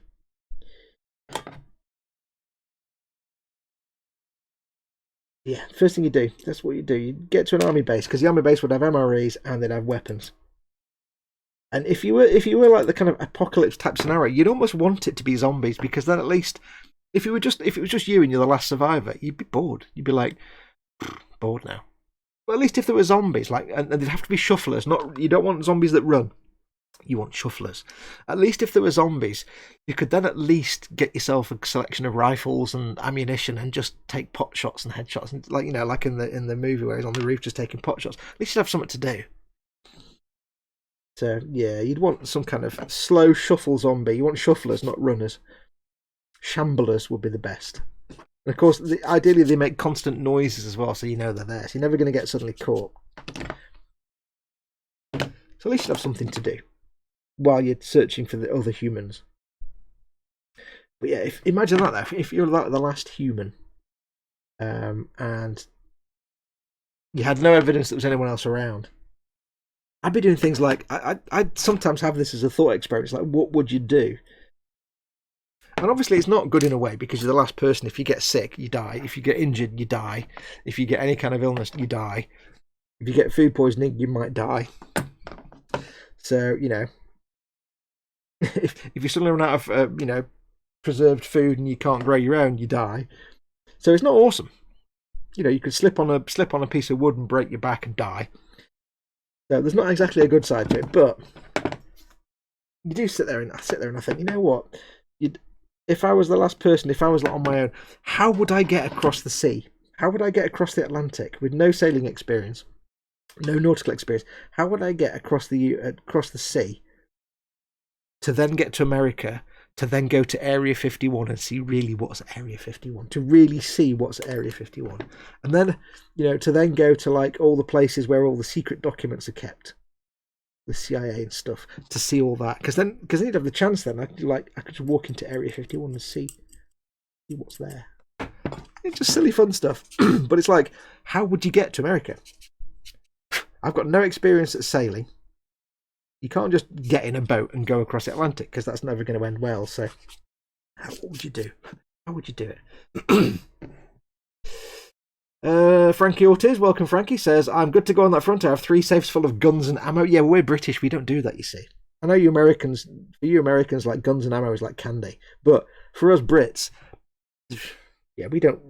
I wouldn't even know how to work a gun. In my entire 48 years of life, I have fired a shotgun like for 2 hours. I went clay pigeon shooting once and had occasion to fire and shotgun, a double barrel shotgun, and that was it. That's all I've done. And even that's with, like, you know, Ponzi headgear and stuff. So that's the most I've done.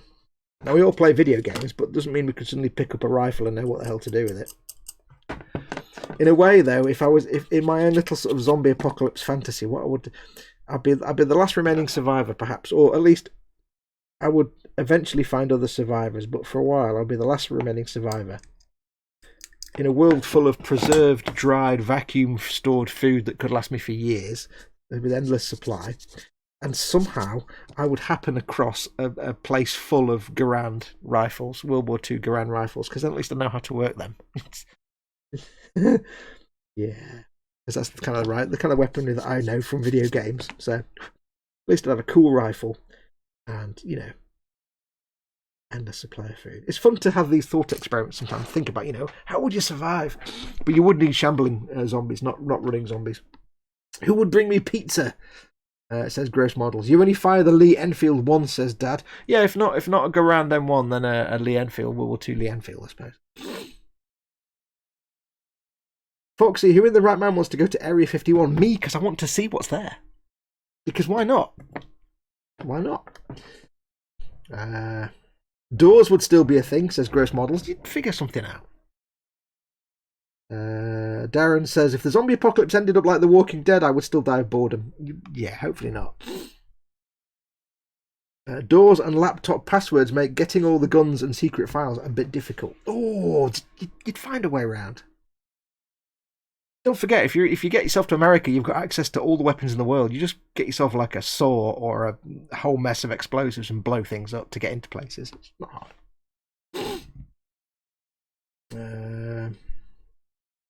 The end with the whole fox is the dangerous end, says Lewis. Yes, point away from face. Athol says, Fox, Garands were rubbish, ask any infantryman. I don't know, but I've played them, used them so many times, and it's my favourite video game weapon is the Garand M1. Just for the noise. You can try to swim from the Russian coast. It's just 50 miles across the Bering Strait, says Armoured Storm. It's true, but you might die of, like, you know, extreme cold death. Also, swimming's exercise. But Armoured Storm, welcome Armoured Storm.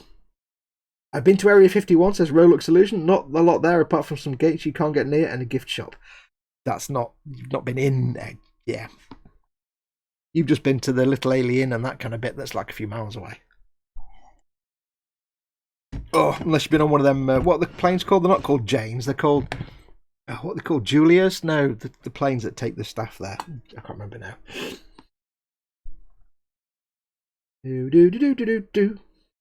Got to go now, food is ready. I will try and catch the end of the stream. If not, I will be in Chris's stream later, says Jamie. Thanks for coming in, Jamie. Take care, buddy. Enjoy your enormous roast dinner. After Area 51, we would have to see what Area 6 is doing. Ooh. Janet, that's the one. Yes, teaming up. Janet's the planes that take all the staff. Janet flights, yes. Jane is there, of course, the catalogue of military aircraft. Right, should we do some gluing? I know.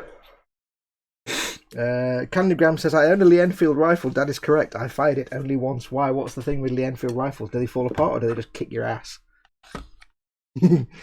Yeah. Iru says, aliens were 40k fans. Let me tell you about NIDS. Right. Let's do some gluage. So we need two. I don't really need to look at the instructions, but I shall look anyway. Team Inept could get to Dutch Harbour and drive one of the crab boats over to Russia if you were starting off in the USA. Now I have got a guy here with a split arm. This is going to be interesting. By interesting, I mean I might do swearings. Swearing, swearing. Let's get his body glued together first. Foxy, fire a 303 and you will soon regret it after you break your shoulder. I say the only thing I've ever actually really fired is a shotgun. double barrel shotgun, and that was fun, man. I was clay pigeon shooting on a special day out thing, and the thing that got me was I'm so used to firing to like. It sounds really like millennial, man. I'm not a millennial, but I was so used to like firing, using rifles in video games that I was both awesome and terrible at the same time. Because the problem I was doing was, if I'd been using a rifle, I would have hit every single damn clay pigeon. Because I've got to tell you, I've got to be honest with you, I was dead on target with every single clay pigeon I went for. The problem was, of course, I'm using a shotgun and I wasn't leading the target. If I'd had a rifle, it would have been like, each one would have been taken out, each one, no problem. But because I was shotgunning it, which is much slower, and yeah, muzzle velocity is much less, I had to really convince myself. And when you have to force yourself to lead the target, it's actually really hard. I was like, oh, I keep aiming at the clay pigeon, and I had the little sight on that clay pigeon all the way as it went past. My sight was locked on that pigeon like a hardcore professional. There's the pigeon going past. There's my iron sight. It was like I was spot on. My reaction time was fantastic. I couldn't do that. I needed to do that and find it, and I couldn't. So, although my accuracy was spot on, it was the wrong weapon to be super accurate with. That was the problem that I had. I was being accurate with the wrong weapon. David Sanderson says, I spent a few years in the Army Cadets Cheshire Regiment, fired a 2.2 rifle and got a marksman's badge, and also fired the SA-80, which was terrible. Yes.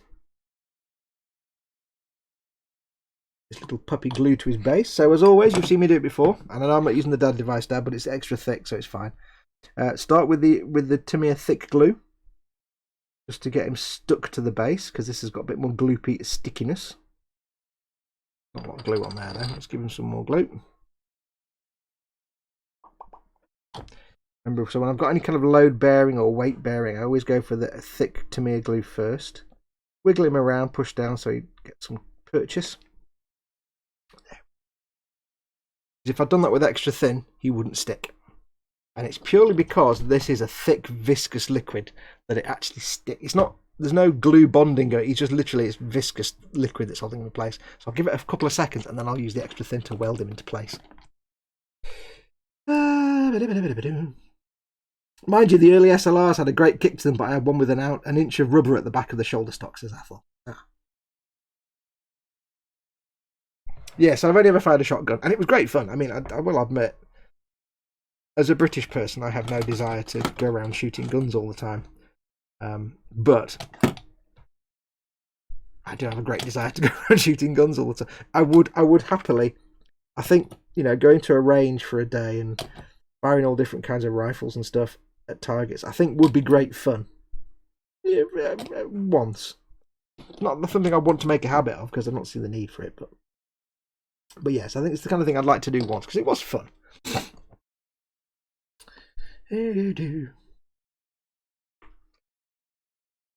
Frankie Ortiz says, David Anderson, they badge with the 2.2 caliber weapon, says David. Yeah, the training corps over here, the Army Cadets, that's like teenagers. And you have to remember, over here in the UK, we don't do guns. 99.9999% of our population will never ever handle a firearm in their life. The only people that have weapons are the armed forces, the police, and farmers. And, a small number of people who would be in gun clubs, and that's mostly going to be shotguns anyway. So, for us over here, teenagers, they're not going to give a teenager, even in the Army Cadets, straight off, they're going to start you off on something small, like a 2.2. Really. Chronoman says, these pipes for the Falcon are doing my head in. They keep snapping as I take them off the sprue. Yeah, but you've got the big fat pipes. I've got the even tinier ones. If you're having trouble, dude, then it may well be, it depends what nippers you're using, what clippers if you're using something like these are terrible. But if you're taking off really fine pipe work, let's pretend that this bit here is a pipe, for example. Well, it's not. Let's try a better one. Let's say this bit here was a pipe. This vertical piece here.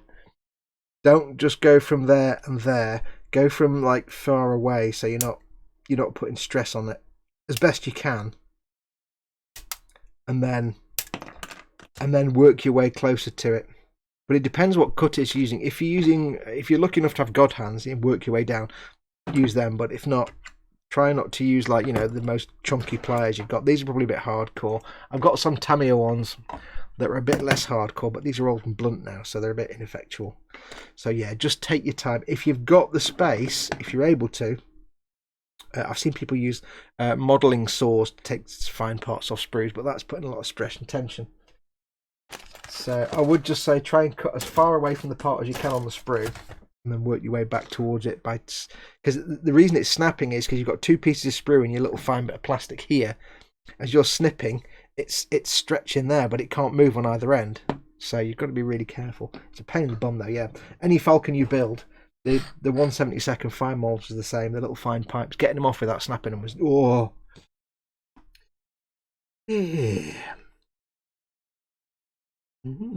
Frankie Ortiz says, oh yeah, over here you see, like I say, weapons, there's not something we do over here, firearms. Which is why, you know, our police, by default, our police aren't armed, even though we do have armed police. By default, they're not armed because the chances of them actually needing to be armed are minimal. Whereas over there, you know, I'm assuming you're in the States, over there in the States, you guys are born with a rifle anyway, or some kind of firearms. Just a natural state for you guys. So it's more likely that by the time you guys, if you were to join like I don't know, what's the American, is there an American version of the Air Training Corps or the Army Cadet Corps where you're just like a teenager and you're not actually in the army, but it's like it's the get them in when they're young and get them into the mind that they want to join kind of thing. Cadets sort of stuff. Yeah, they can probably be fairly certain that most of the people that join that do that, I would guess over there, have probably already got experience with firearms anyway. So over there, I guess they'd be like, yeah, we'll just give you a rifle and you'll know what you're doing. Whereas over here, that would be the first time they've ever actually handled one. So we start them off gently, I would suspect.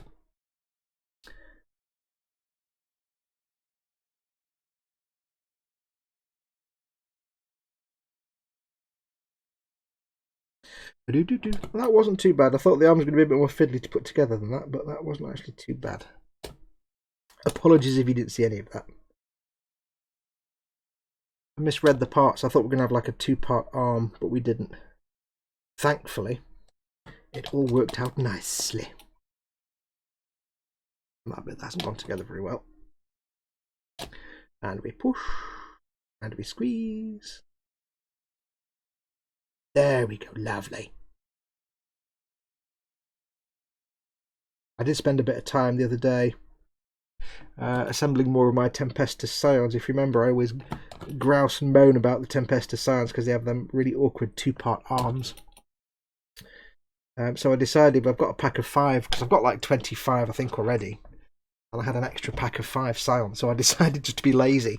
I'd do the particular command school where they've all got a weapon in either hand, or they've not got both hands on the weapon, they've got one hand on a weapon and one on something else, and I kind of got away with most of them not having to hold the weapons, so it was much easier to build them. But yeah, them Tempestus Scions, boy howdy. Fox, they call them military academies and wear silly uniforms dating back to the Civil War. Ah, there you go. Reserved Officer Training Corps, the ROTC. There you go. Yeah, cool. Yeah, so over there, I guess you guys, you can start them off with actual weapons, because they can probably guarantee that most of the people in the ROTC or wherever would actually already have some experience anyway. So, whereas over here, we've not a clue. I mean, some would. Don't get me wrong. Some probably would, but it's highly unlikely.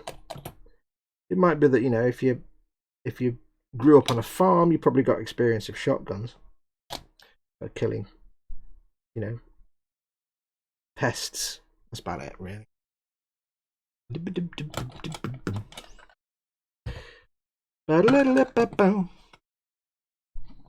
Rolux Illusion says the uniforms were hysterical. It was all old surplus on our legs. We had puttees, which had to have been about 80 years old when we used them. Iru says puttees, oh, sweaty mess. And Dad says we were still using puttees in the 70s. Yeah.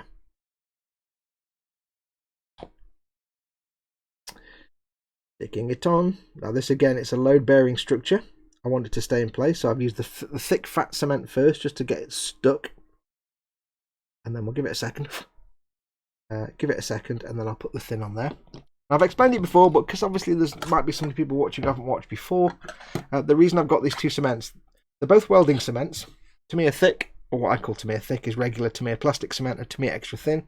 They both work by melting the plastic and fusing two pieces of plastic together. So normal cement would just be a sticky thing in the middle that holds them together. These, they actually melt the polystyrene so that two pieces become one single piece, and it's almost indestructible. So the reason I use that one first, because it's a thick viscous liquid, that will just, the surface tension alone will hold the part in place. And then this one is a bit more effective than the thick cement. It's a bit stronger and more powerful. So this will then melt the plastic together, and that's where you get your permanent bond. Much more powerful and useful than super glue and stuff like that. I don't recommend super glue on plastic kits ever, unless you absolutely have to glue something to plastic that isn't plastic. But yeah, if I just say, when I glued this guy to the base, if I just put some extra thin on his feet and stuck him down, he'd just fall off, because it takes a minute or so for the plastic to start melting and welding together. This has no stick. It's not viscous liquid. It's like water. Whereas this, it's not as strong as this, but it is so thick and gloopy that it will hold. It held him in place, and I could do that for a few seconds. Right, that's that guy done. We made a dude. We made a dude. Yay! Cool. Right, I'm going to go for a great big wee before we carry on. So I'm going to put you on pause for a second, ladies and gentlemen, and then I'll come back and we'll start another one. Back in a minute.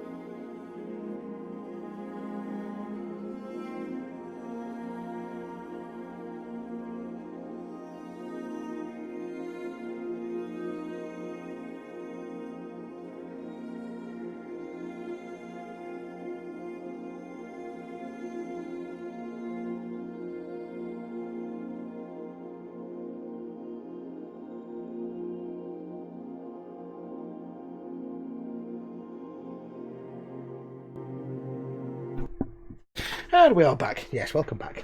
Thank you for your patience while I went for a great big wee. Swig of coffee. Oh. Have a quick look at the chattings. And then we'll see what the next one is.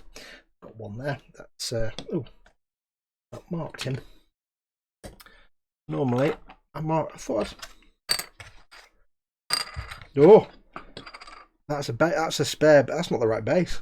I've got all my bases marked up with 56 because it's issue 56, and this is a spare one I had that I've obviously mixed in with them. I'll put that over there because that'll be a spare one. There we go. So I've got 4 guys to go. Right there, I thought I'd not marked his base then. Quick look at chat. Let's have a quick squizzy look and see what's going on. Ian MG Thompson is in. Hi all, here late. Got back late from cycling. Welcome back. Those clear stalks, you have to use super glue, says David Sanderson. Yes, if you're building anything on a flyer base where you've got a base like that, and then a clear stalk, whether it's a flyer or an inceptor or something like that, then yeah, you can't glue those two plastics together for two reasons. One, the clear is acrylic, not polystyrene, and these kind of cements depend on being polystyrene. You could use something like Plastic Magic, which glues most plastics together, but the glue will actually fog up the plastic. So for clear stalks, you have to use super glue.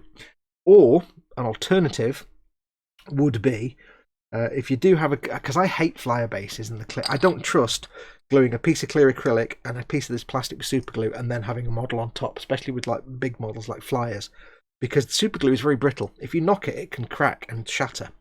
So what I would recommend is, when you have a clear stalk, if you can, it's going to look a bit shonky, but it works. Either replace it with a clear piece of acrylic rod if you've got some, or if not, use a small amount of super glue to glue the clear piece to the base, tiniest touch, just enough to hold it in place. Then drill through the bottom into the clear part, or if you can, drill a hole in the base first, then put the clear part over the top with a little tiny bit of super glue, and then drill through. So you've got a little tiny hole in the... I'll do a drawing. It's drawing time. Drawing time. Right, so get your base. How low can you go? You get your base. What you do is you get your base. There's your base. Right.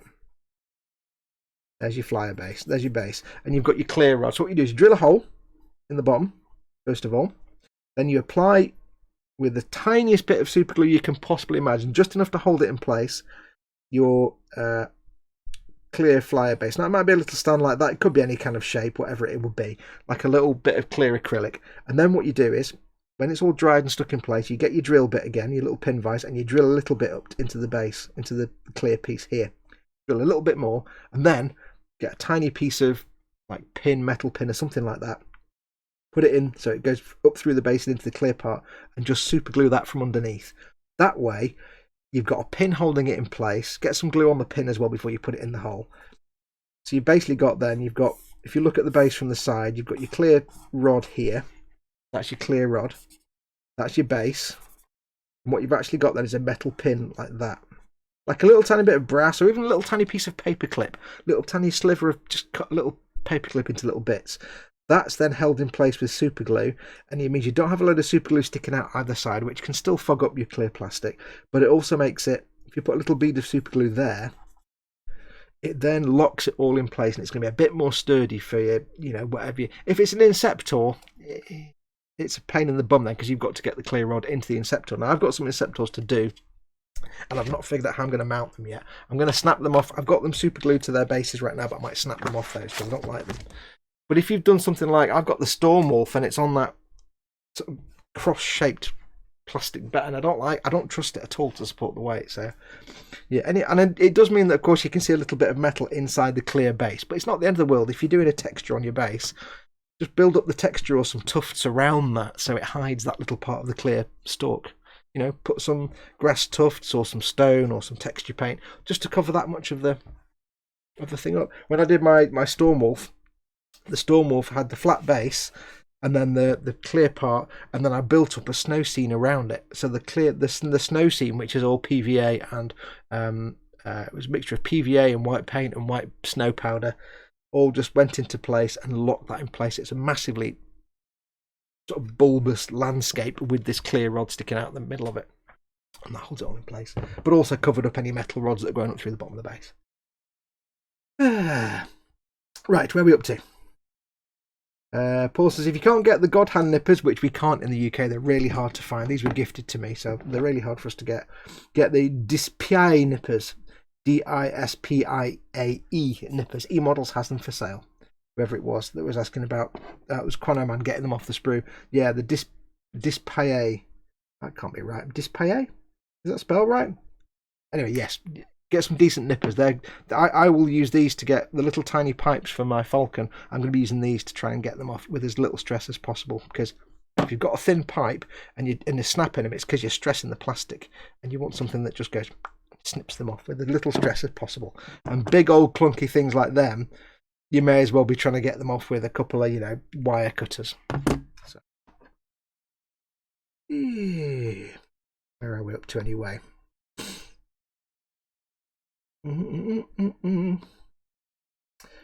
Chris can be in chat again now, says Chris at Gross Models. Dad says, why? What's happened? Because he's playing a video game, and he's probably doing the virtual reality again. Right, where's it gone? It jumped.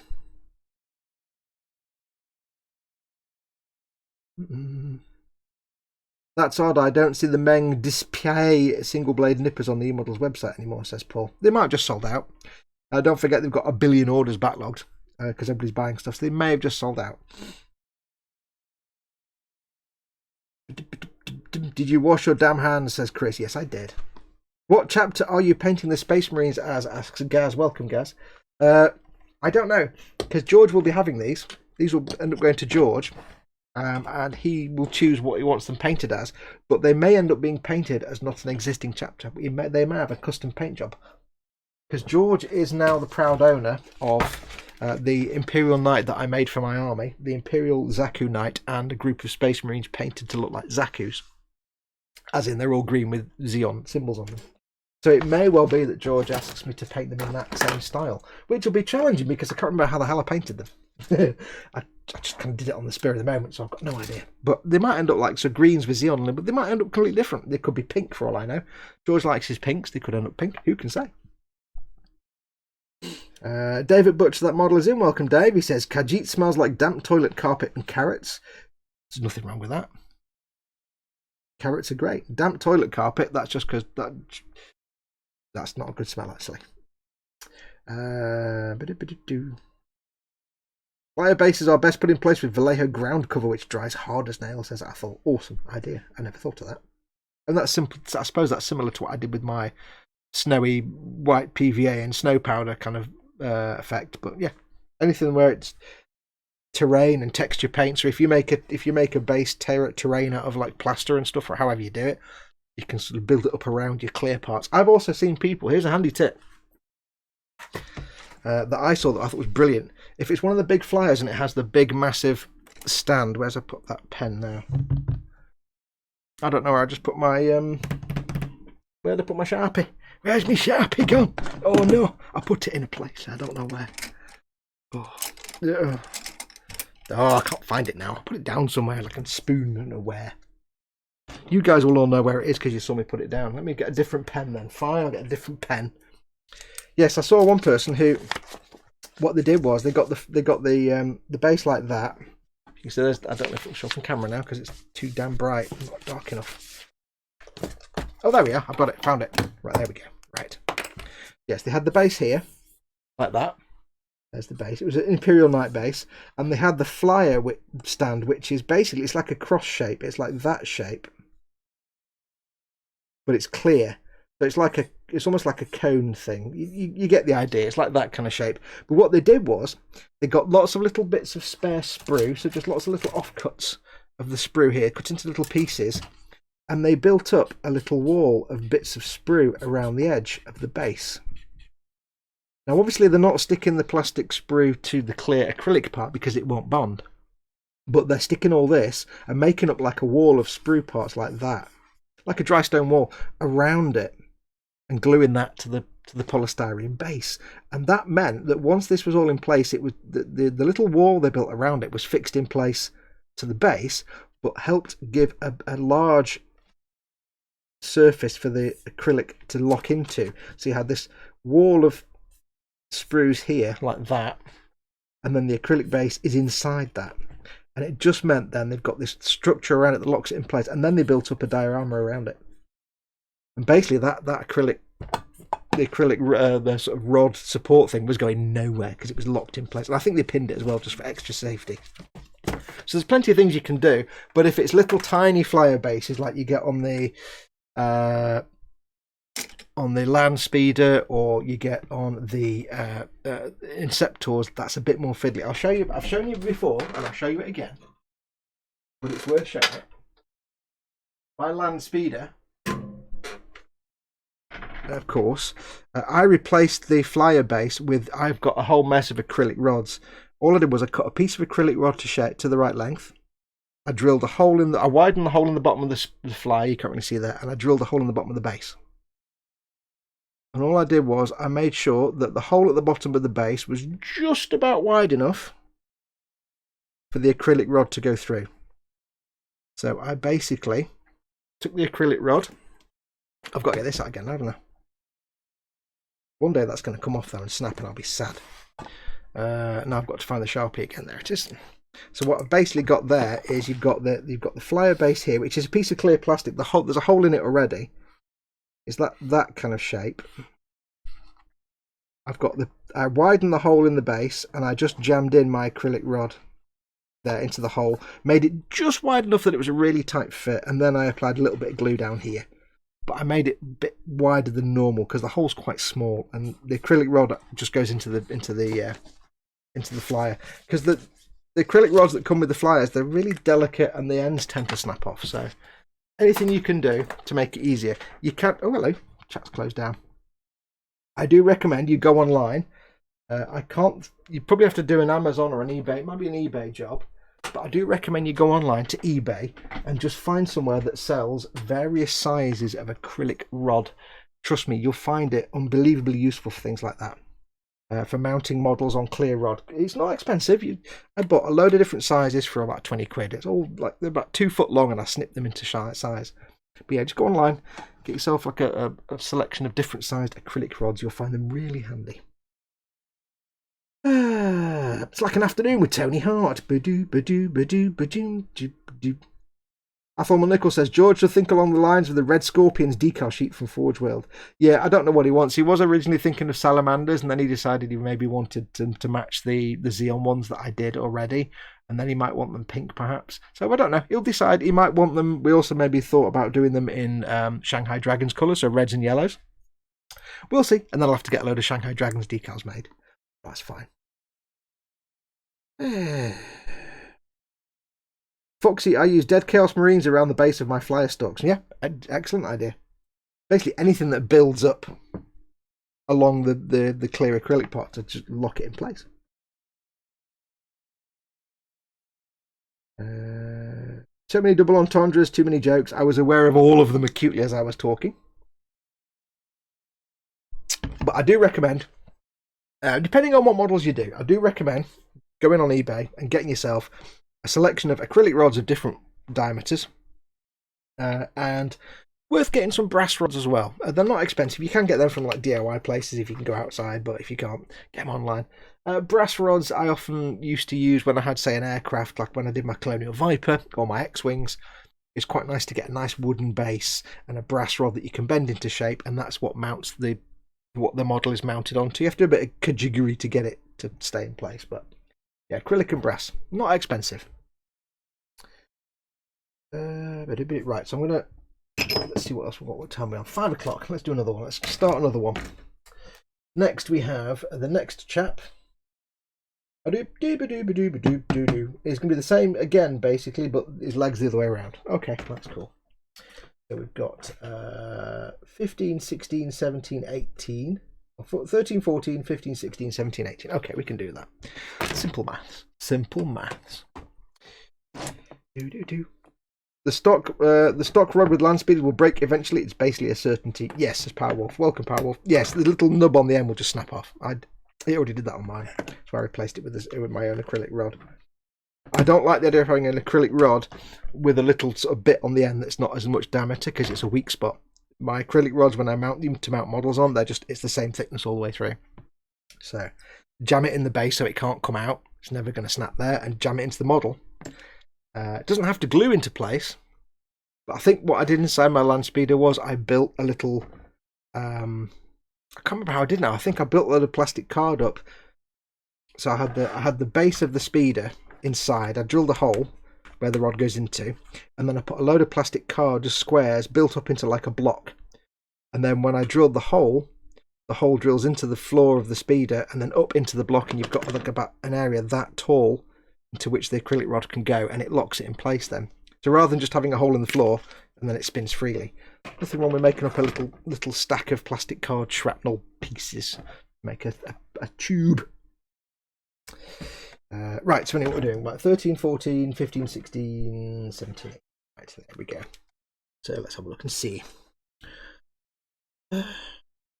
13. With the wrong sprue. Yes, with the wrong sprue. There we go. 13, 14. There we go. 13. 13. T1000 will definitely try to reacquire you there. I would. Not a tumor. I've got news for you. There is no bathroom. I know, it's a terrible impression. I never said it was good. 13, 14, 15, 16. 15, 16. Anyway, how is everyone? How are you all doing today? I hope you're all staying safe and coping and getting by in these turbulent times. I went a bit James Mason then, didn't I? I'm James Mason, you see. Oops. 17, 18. Head. There we go.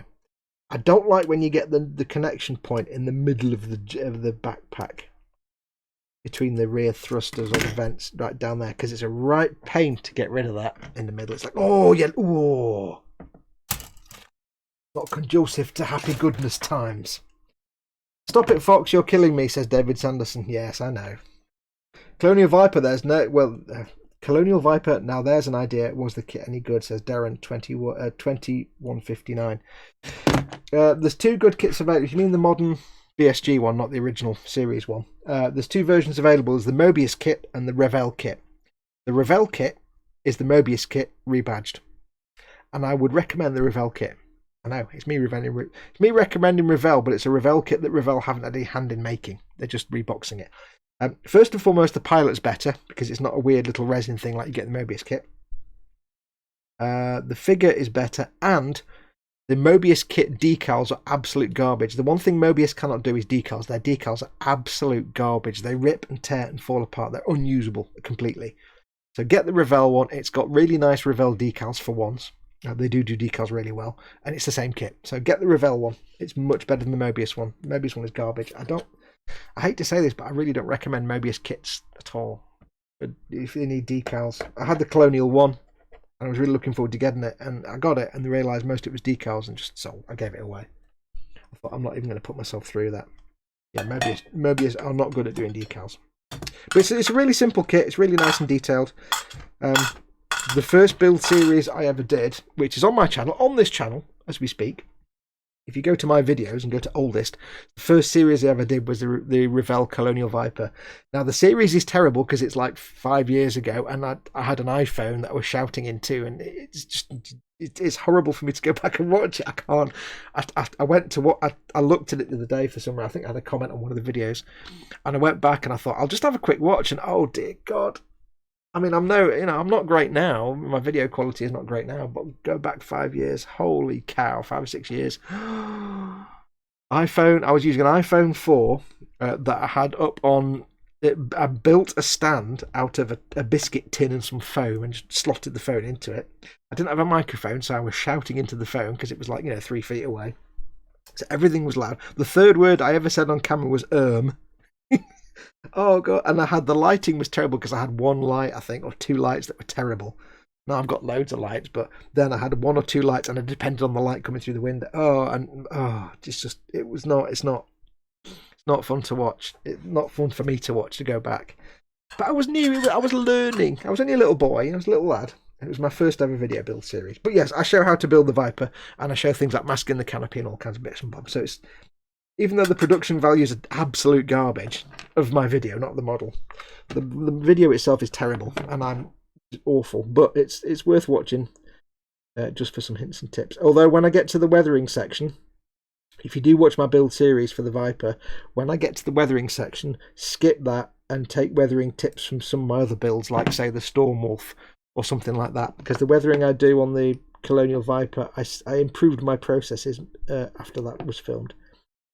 That is 6 years ago or something, so yeah, I've improved since then. So you might want to maybe skip the weathering section from that and use the weathering tips from, say, my Stormwolf or the Eagle Transporter, perhaps, if you don't want a lot of heavy weathering.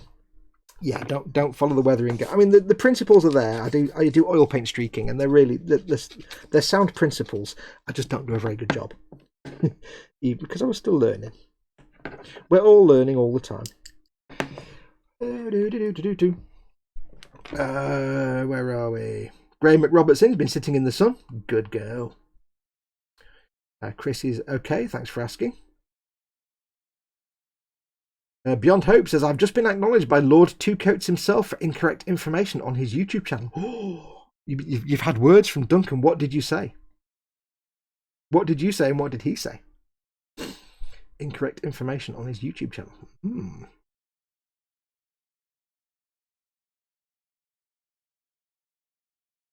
My local store manager, Chris, apparently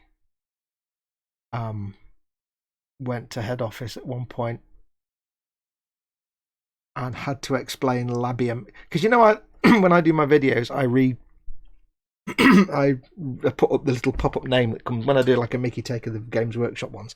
I put the paint name that slides in from the side like that, but I do a silly made-up name, and I did like Labia Mermaids for the Labium for Lamian Medium and other things like that.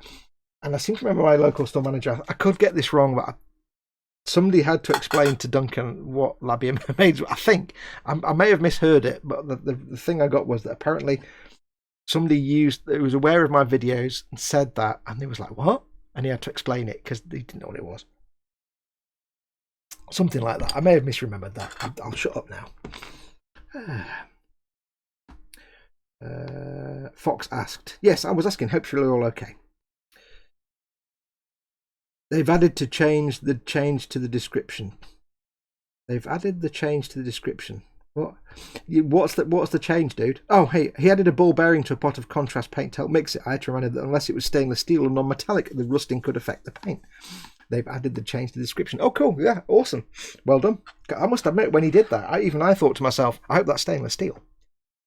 Because I've got, if you are putting balls into your paints, then yes, what you need is one of two things. Either stainless steel or glass. I've got a load of glass balls that were sent to me by someone, I can't remember who now. A load of little glass balls. Stirring balls. Yeah, or stainless steel. Because if you put just normal, like, if you put iron ball bearings into your paint, they'll go rusty and you'll ruin your paint. So good call Beyond Hope. You've had conversations with the man, with our Lord and Saviour. I think that beats me having a conversation with Marty O'Donnell, basically. I think you beat me on that one. EC Idaho says, I built a bunch of old monogram Vipers and Cylon Raiders back in the day. Yeah.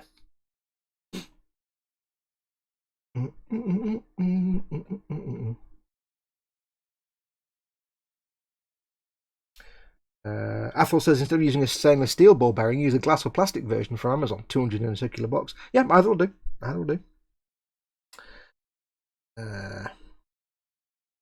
Powerwolf, I've made a variety of tools from metal sheet and rolls with sandpaper glued to it for getting tiny little spots like that, which files struggle to get into. Yes. Yeah, it is a bit of a pain, that. But the thing is, I kind of gradually, eventually just kind of file it away and hack at it with a knife, and it usually comes out all right. Once it's been done. But yeah, it is a real pain, that little gap in there. It's like, oh.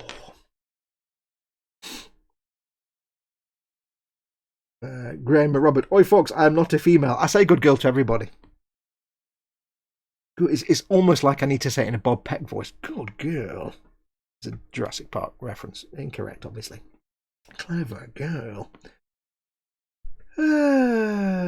Raging Bassist, I've discovered that I have a new favourite blue, Xanathar Blue, from the Nolzer Marvelous Pigments Underdark paint set. The Nolzer Marvelous Pigments Underdark paint set. By Gale Force 9 Army Painter. Cool. I noticed that Army Painter have stopped paint production and they're now producing hand sanitizer in their Army Painter size bottles, which is quite nice. Team Inept says, I also take full ownership of Cadian Fleshtone being renamed as Canadian Fleshlight. Yes. Beyond Hope, what have I missed? Who's Marty O'Donnell?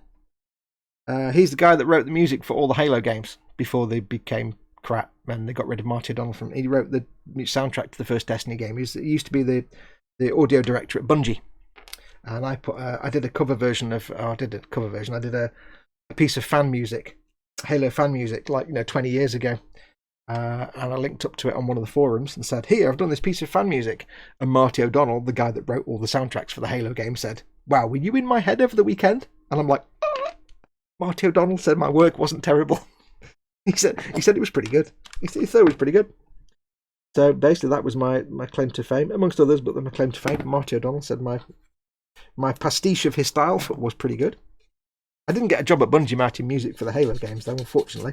That never actually happened.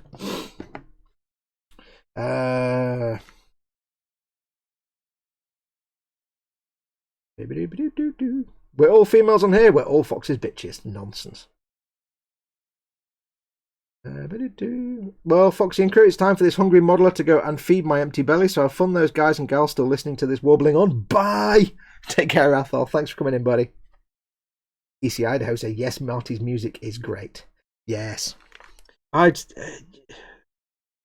You don't realise, because the thing with Marty is, like, a lot of his soundtracks, he does this music where, with any games or videos or, or it's not that again, any video game or movie soundtrack where it's all original compositions, there's usually like a percentage of a soundtrack which is just garbage you can't listen to because it's written for a specific purpose.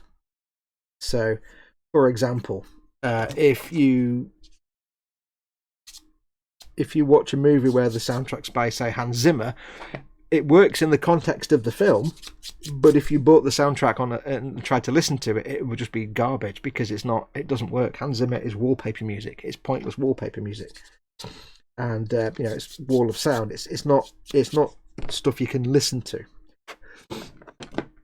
And a lot of soundtracks, you'll have a mixture of that. I've got a load of the Doctor Who soundtracks, season 5, 6 onwards, and some of them I've got every single track from that season.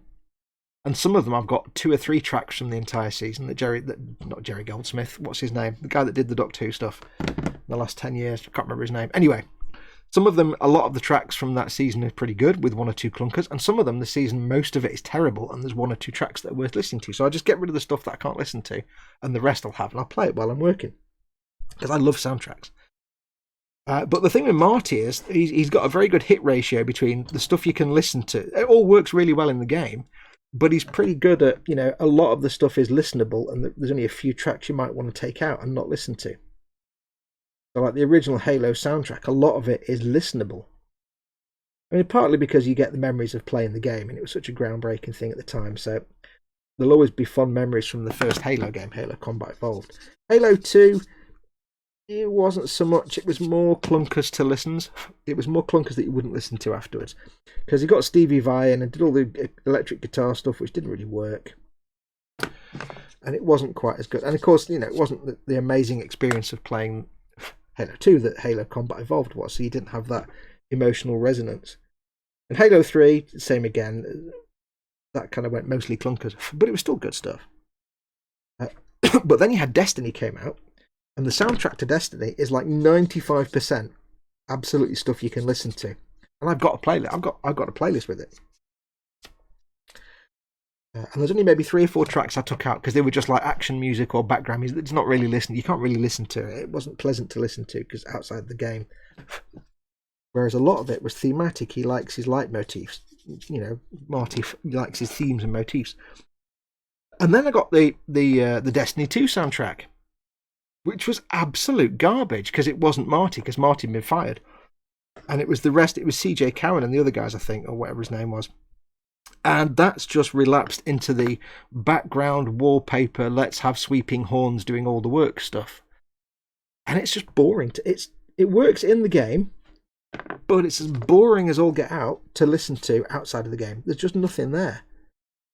You know, you've got Marty with his sweeping themes and leitmotifs and beautiful little textures where he weaves in little tiny, you know, the sort of celeste and high strings and things like and harps and stuff. Lots of atmosphere and emotion. And then Destiny 2 and onwards, just nothing. It's just bland wallpaper music. So, yeah, you don't realise how good a lot of Marty's stuff is until he's not there anymore and somebody else is doing it. And you're like, oh! So that's why, like, the soundtrack in Halo 4 and Halo 5 was just not there, because it's just, not Marty, is it? It's not Marty anyway, because he doesn't work for 343, but yeah, I don't know. If 343 had their smarts, they'd pay Marty whatever he wanted to come and do the music for Halo Infinite. He won't. And they won't. They'll stick with whoever they've got. But if they had their brains, Microsoft would say, we will pay you any sum you want if you will come and write the music for Halo Infinite. Because that's the only way you'll get a good Halo soundtrack. Because Marty has that talent, you see. And it's not just the themes. Because like I say, there's clunkers in there. Halo 2 and 3, they weren't great. But it's his textures, it's his orchestration that sometimes work wonderfully. He's got this very good talent for creating mesmerizing, fantastical textures. And there's a few on the Destiny soundtrack, the original Destiny soundtrack. I've got the entire soundtrack with a couple of tracks taken out because it's action music, it's not listenable. And I've got 3 versions. I've got the soundtrack itself with a couple taken out. Then I've got the relaxed version, which is any of the action music taken out, and it's just the chilled out stuff. And there's quite a few tracks in there. They're just relaxing and nice and chilled out. And they're not too intense. There's not lots of pounding rhythms. And then I've got the super, super, super chilled out soundtrack, which is 5 hours of 2 tracks from the entire Destiny soundtrack. I can't tell you which ones they are because I've not got it open right now, but there's just 2 tracks. And it plays one, then the other, and then goes back to the first one, and then the second one, and it just loops them around like that. But they're so mellow and so chilled out that you can just have them on in the background and you can listen to them for hours and they'll just chill you the hell out. They're brilliant. And that's just down to his orchestration and his the timbres he chooses and the colours, the audio colours, if that makes any sense, that he chooses. He's a master of it. Like I say, nobody's perfect. He still does clunkers. The whole Stevie Vai electric guitar thing, yeah. Not really. And the whole Paul McCartney thing with Destiny, that got taken the mickey out of when Paul McCartney released that song, which out of context is truly awful. But weirdly enough, when you listen to the music from the Spheres and when you listen to the whole soundtrack, and then if you listen to the music from the Spheres, which is basically the enormous suite of music that he did, that he took the soundtrack from, it kind of makes sense and works a bit better. It's still terrible. Yeah. Right, so I think that's pretty much sanded. Let's see what chat's doing. Right, who sent him off again with soundtracks and Hammond music? Shut up. Cortana, pity what they did. Grr, says Iru. Yeah. I can't honestly tell you what happened in Halo 4 or 5. I can't. I've played them. I can tell you what happens in 1, 2, 3, Reach and ODST. I cannot tell you what happens in 4 or 5. It's just gone. It's just blank because it wasn't interesting. They weren't fun and I paid no attention, so I have no idea. I know there was the librarian and there was I know the guy that voiced the librarian, I think it was the librarian, was the guy that voiced some of the Dark Elves in Skyrim, and also the guy that voiced the guy in Mass Effect. I can't remember. Anyway, yeah, that's about it. Very little memory of 4 or 5. They just bored me. So I can only hope that Halo Infinite is not awful.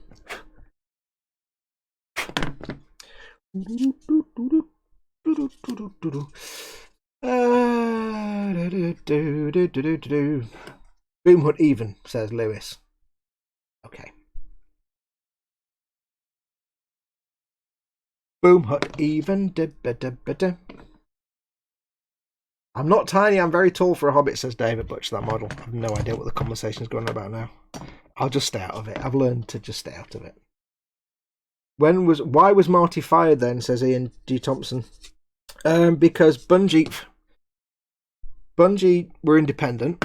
Then they got bought by Microsoft and they made the Halo 1, 2 and 3. Then they got their independence back from Microsoft and within like 5 minutes sold themselves to Activision, which was a really bad move because most gamers can't stand Activision because Activision are just evil corporation that milk everything dry and ruin it. And they always had a certain independent streak at Bungie, that they always had the kind of when it's done, when it's ready kind of attitude to their game development, and they wanted things to be perfect. And Activision came in and said, actually, you need to get this done by this day, and Activision are basically pilot high and sell it cheap, which didn't really fit. And a lot of people were not happy when they realised that Bungie were now part of Activision, because they knew the next thing that would come would be monetization, would be an emphasis on paid extra products like DLC and stuff, and it all went to pot basically.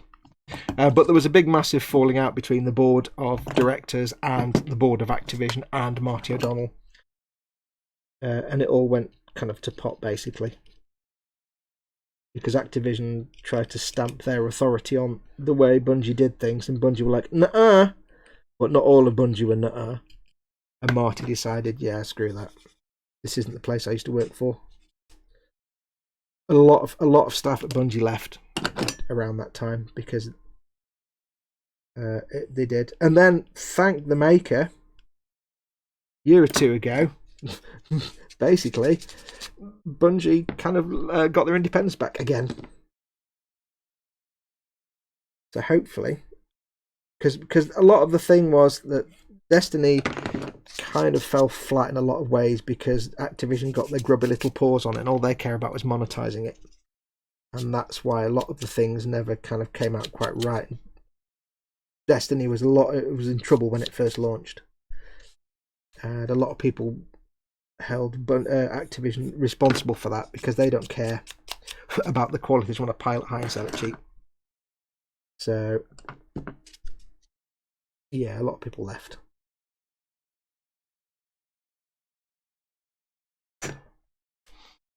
Even to the point where Activision, who were the publisher, I mean, basically Activision were the publisher, were trying to get involved in the creative decisions. So there's one point where they did a trailer for it, and Marty had written some music for it. Really shaky hand today, I don't know why. Marty had written specific music for this trailer, and Activision at the last minute took it out and put generic crap music in.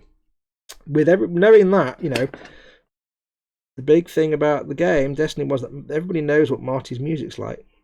He's kind of a legend in the video game music business. And to then put out a trailer with just generic, bland, crap wallpaper music, you know, people knew that something was up. But Marty was like, yeah, I'm out.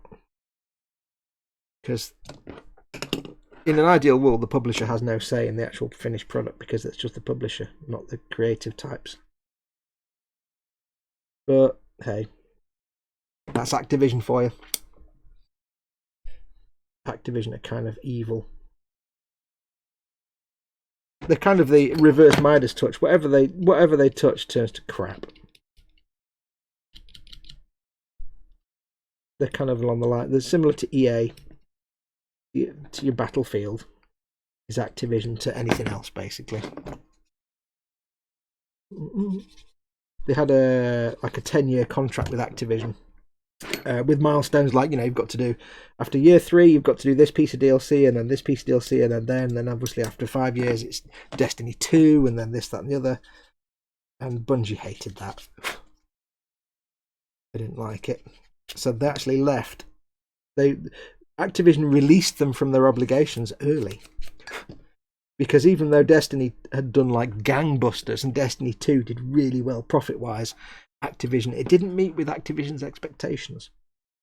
So they let them go. And the entire gaming community was like, yay!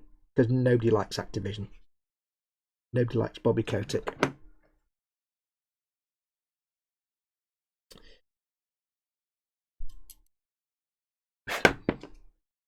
Hopefully now Bungie will just remain independent going forward. They have got some financial assistance from Tencent, who are kind of equally evil corporation types, but not quite as much. Activision had a majority stake in Bungie while they had them under contract. And now Bungie are independent again. So hopefully they might stop being garbage. Let's have a look. If I ever say I'm going to do the Falcon, someone please not lock me in a damn cupboard till Rational Thoughts return, says Quano Man. If you're not enjoying doing the Falcon, you're just doing the wrong Falcon. If you're doing the D'Agostini, then you're clearly doing the interior, because that's what for a long time stopped me doing the D'Agostini one, because the interior is terrible. I decided in the end I was just going to not bother with the interior, but then I never finished it anyway. Might get a reboot of Judge Dredd then, hopefully, says Ian Thompson. I don't know where Judge Dredd comes from. Nothing to do with Bungie. They don't make movies, it's video games. Have I missed a conversation somewhere?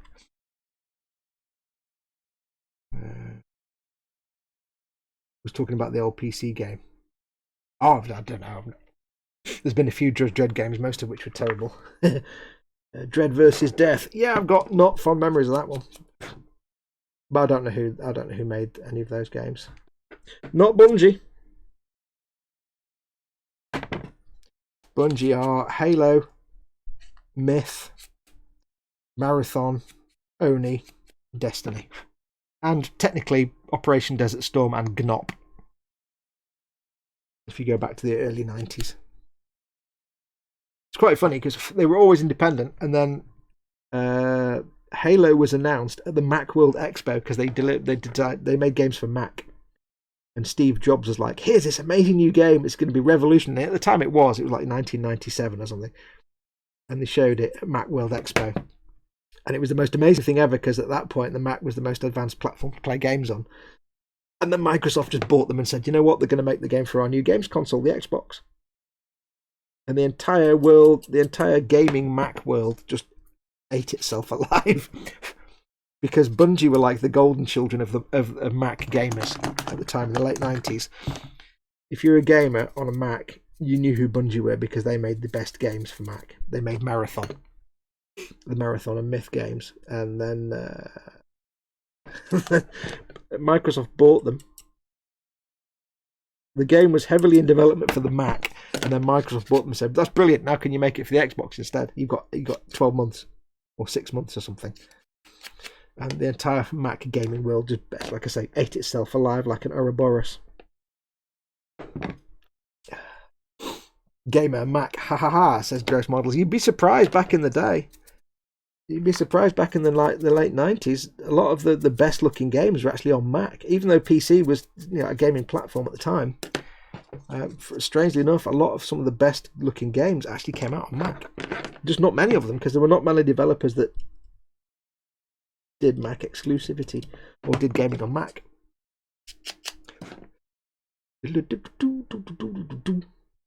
If I remember rightly, I mean, I could be wrong. I remember when Marathon came out, it was well in advance graphically of anything at the same time. Like, I think the original Doom was out at that point. I think. But anyway, the entire Mac world just destroyed itself with the loss of Bungie.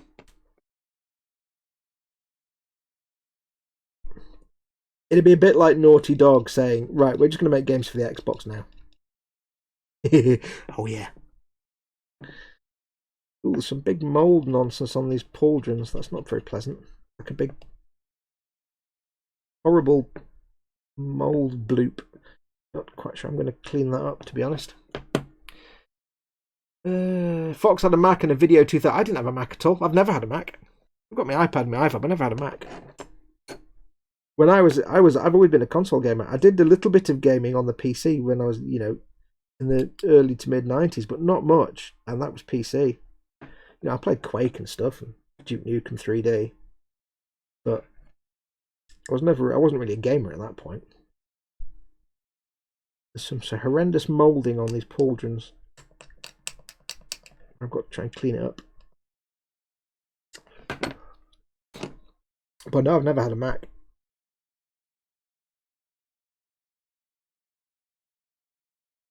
Even though I'm your classic fag-ass artist type, I've had a Mac. For a long time as well, don't forget, Macs were the premier platform for any kind of design or artwork.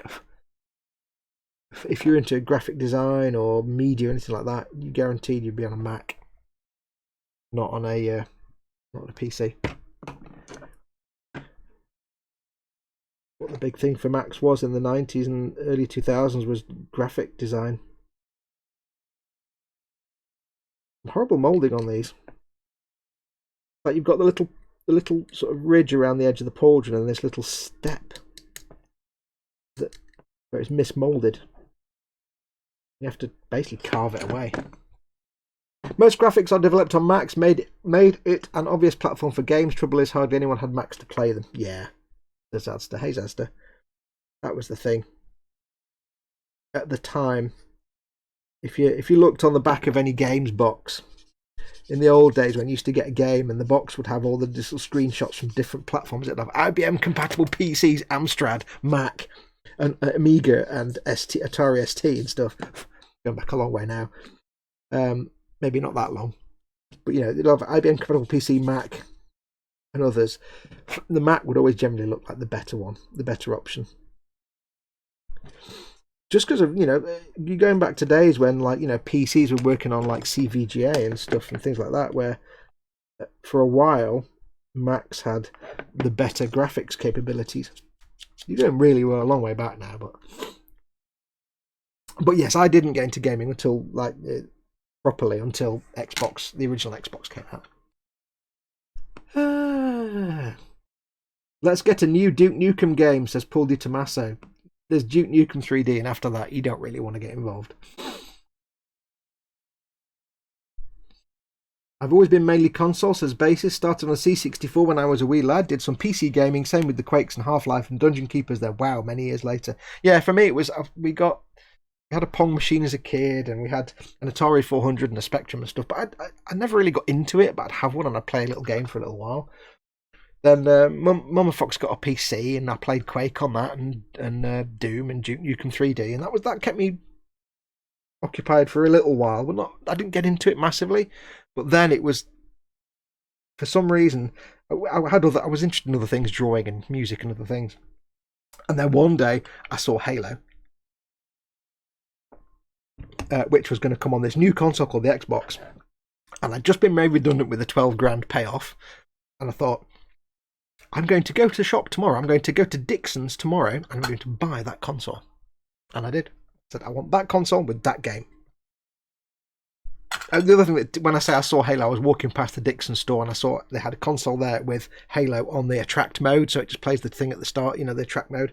And I was like, what's that? And then I read up about it and watched a video, and then I went back the next day and bought it. Because I had 12 grand in my pocket burning a hole. And I thought, well, I'm going to spend the next 6 months eating pizza, eating takeout pizza, playing on the Xbox, and then I'll go and get another job. And I did. Yeah, that 12 grand didn't last long. In the early 2000s.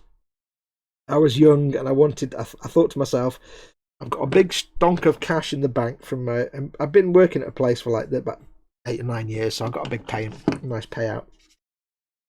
I thought, it may not have the chance again to have a big fat load of cash in my account. Let's just live like a student for 6 months. So I had takeaway pizza, and I decorated my room, and yeah, generally had a jolly old time.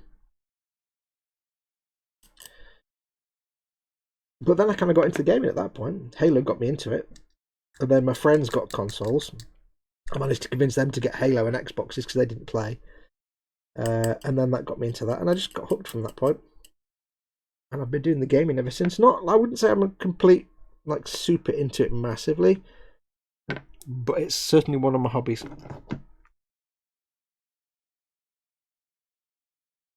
I think you know you're passionate about something when you're at work and you want to be doing that thing instead of wherever you are.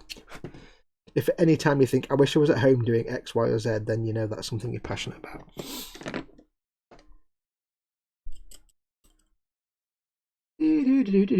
Dixon's Holy Hell, I love that store. Yes.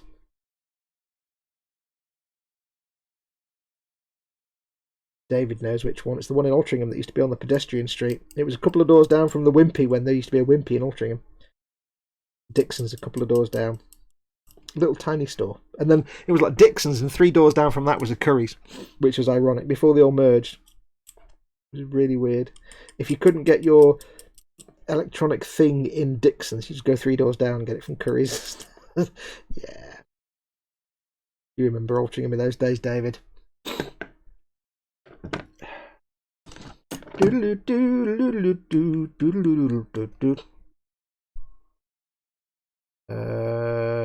had a Mega Drive, says Bassist, and ever since then I was a console gamer. Weirdly, it was my parents that did more gaming than me when I was younger. Like, my mum and dad bought, my parents got us the Atari, and then got us. My mum had a PlayStation 2 before I had an Xbox. Don't know why. Mum had Mama Fox had a SNES. And I wasn't into games. It's weird. Even though I convinced my dad to get me an Amiga when I was like 18. We still have a Wimpy in Portsmouth, says Butcher That Model. Yes, we know, and we hate you for it, because I would sell children if it meant I could have access to a Wimpy. I would kidnap children and sell them if I meant I could get access to a Wimpy. Handy hint, I wouldn't really do that. If you're listening to YouTube, that's a joke. I would sell other people's kidneys. Because Wimpy burgers were just the most delicious thing. I remember when I was a kid at the time, having a conversation with my friends and deciding that McDonald's was alright, because McDonald's was new at the time. McDonald's was alright, but Wimpy, their burgers tasted sweet. They didn't just taste like a savoury beef burger. They had a kind of sweet, almost like they'd sprinkled the whole thing in sugar. It was really weird and hard to explain, but they were delicious. Fox, do you remember Tandy in Altrincham? Oh boy, howdy do I ever. Yep, Tandy. There was Dixon's and Curry's. There was Woolies. The number of times I would run up the steps from the bus station to go across the footbridge to go down into the Rackhams and stuff, and not notice the glass door was closed and run into the closed glass door. Yeah, I did that a few times. Oh yeah. I don't know if you remember it, David, but do you remember Ben's 50p store? There's going back. Ben's 50p store. Everything was 50p. Everything's for sale. Ben's 50p store. It was a precursor to the pound stores of today, but it really was garbage. At least in a pound store you can pick up some useful things, but Ben's 50p store. Index catalogue shop. Oh yeah, I remember that in the days before Argos. Or at least Argos in Altrincham, yeah. You may have realised that David and I lived very close to each other in the old days. We're from the same place. I remember, I've forgotten about Index, good God. Yeah, because we didn't have an Argos at that point. Here in Hamilton, Ontario, Canada, we have a place called Wimpy's Diner, which is a 50s style burger joint. Wimpy's over here was basically a burger place, sort of. It was like they did burgers, they did plated, they had a Wimpy special grill, which was sausage and egg and stuff. It was just like a little cafe with a slightly American theme, but not quite an American theme. It was kind of a British themed American. It's hard to explain. Wimpy special grill. Oh, the little sliced up sausages. Now I'm really, really hungry. Oh, got an itch on my nose as well. I'm really, really hungry. Many years, well, about 10 or 15 years ago, I actually found a Wimpy's somewhere. I went bowling somewhere, and they had a Wimpy's in the bowling alley. And I can't tell you the amazing feeling I had about having having a Wimpy after all those years. I was almost in tears as I ate like 5 different big Wimpy burgers to get the flavour back, and it was exactly the same. And then it's long gone now. Dave, you need to go and get some Wimpy burgers, put them in a heat box, send them to me so I can get them within an hour. Somehow get me Wimpy burgers sent to me. Does anyone else go into the pound shop and ask how much stuff costs just to tease the staff? All the time. I went into a pound shop once with a colleague. We had to buy 3 hand saws because we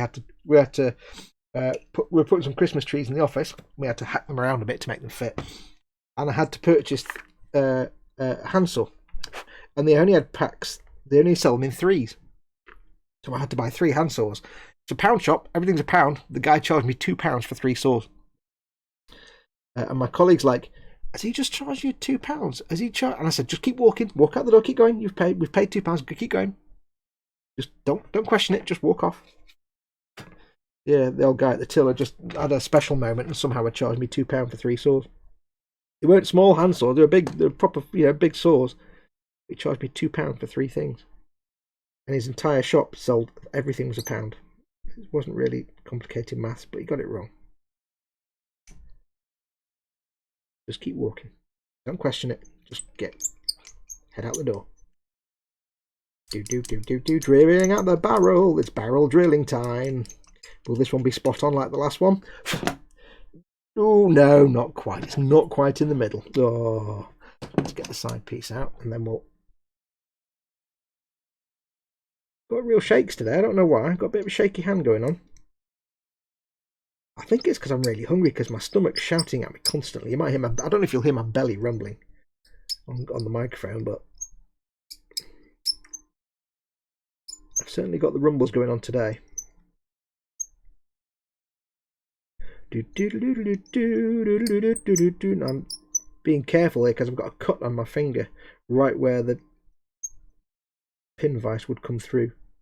I'm trying not to stab myself in the already existing wound. Going through. Oh, through you go. Ah, there you go. There's no way to do it other than when you stab yourself in the finger, you've got through to the side. It is the order of things. Right, so I need to clean this up because I didn't get it quite in the middle. So as you've seen me do before, the hole's not in the middle, so I'm just going to carve out around the side where it's off to a little side, and I'll just carve that bit while my stomach rumbles loudly, just to widen the hole, make it look more uniform. It's kind of fudging it. It won't be perfectly symmetrical, but it'll look more natural on the eye in passing than it will a hole that's not in the middle of the barrel. And when it's painted and you've got your null oil wash and stuff on there, it'll look fine. Just tidy it up a little bit.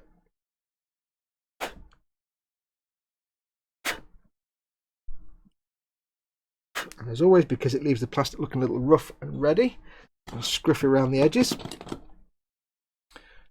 Take some extra thin, get most of the glue off the brush, and then just run it around the inside of the barrel. And that will get rid of any little hairy bits, any little sticky out bits of plastic, and also smooth the edges. And no one will ever know that I actually corrected my mistake with a knife. There you go, dead easy, dead easy.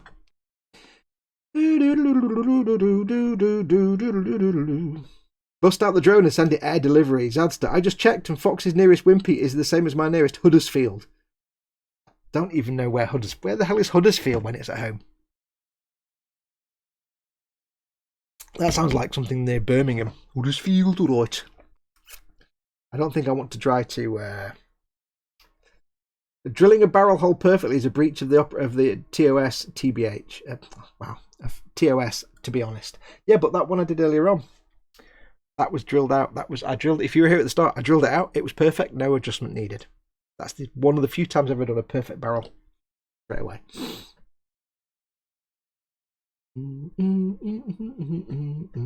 When this lockdown ends, I have a hankering to go to Warhammer World or at least a good model shop and buy all the things I've wanted for eons but putting off getting tools-wise. Yes. How many have you done, Fox? What you mean today? I've made that guy. And this bit so far. I've done one so far today. I'm not doing bad. 2 hours and 50 minutes of painting Leadbelcher on the Plague Burst Crawler is enough to do my head in for the night. Huddersfield is not in Manchester, is it? No, man, Huddersfield's not in Manchester. Yorkshire. Huddersfield is definitely not near Birmingham. It's about as Yorkshire as you can get. Oh, so it's up north. Wow. Eric Graham. Oh my God, I've been gone for an hour and he's got one done. I know. Skullfish says, hurrah! I know, you got to be honest though, if I just sat here doing the work and not talking to you guys, it'd be a bit bloody boring. Because I know that none of you guys actually sit and watch this. I wouldn't expect you to sit there looking at the monitor for 3 hours while I do this. I know you just have me on in the background. So the visual side of what I'm doing is kind of irrelevant. But if I just sat here and worked on this at my normal speed, you wouldn't watch more than 5 minutes because I'd be sat there silent. And I've said it before, there's nothing I hate more when you watch a live stream. And you see it on Twitch streams and stuff, where people are doing models and stuff on a stream, but they're just doing the model. They're not talking to the people watching, they're not talking to people in chat, they're not explaining anything, they're not having any conversation. And it's like, why would I watch this stream? So I refuse to do that. I will rather sit here and talk to you guys for 3 hours and get very little work done than get lots of work done but not engage you guys in any way, because that'd be boring. This little bit of a seam line, get you off there. There we go. Mold line. I keep saying mold line when I mean a seam line when I mean mold line. I don't know why. Yes, there's no way I would sit here for like 2 hours and not say anything. Nothing frustrates me more though. I mean, you see it all the time. I go on Twitch. I don't know why people use Twitch. I really don't know why people use Twitch. It's awful. The quality is garbage. I don't understand half of it. You do it on YouTube. I stream at 1080p. You watch in 1080p. It's not garbage quality. It's fine. Yeah, it's usually on Twitch. You'll go and watch, and some of them on YouTube, but I've done it before. You go on and think, oh, I'll watch this stream, it'll be interesting, watching this modeler, and it's just them sitting like this.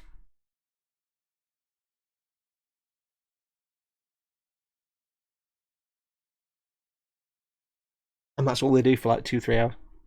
They don't talk, they don't say, or they might talk a bit. Or even worse, because they're chuds and they don't quite understand how the internet works and copyright, they'll be sat there doing that, not talking to the audience, and they'll have music on in the background, and then they wonder why they don't get monetized. And it's like, so not only are you not going to engage with your audience, who are supposed to sit there and watch you do this for 3 hours, you're also going to make them listen to the music that you like that they may not. No, bye. I refuse to watch those streams. They don't do anything for me. If I'm going to sit there and watch someone stream for 3 hours or whatever, I want something. I want to get something out of it. You know, sitting watching someone trying to work on something, especially on Twitch where the quality is just terrible.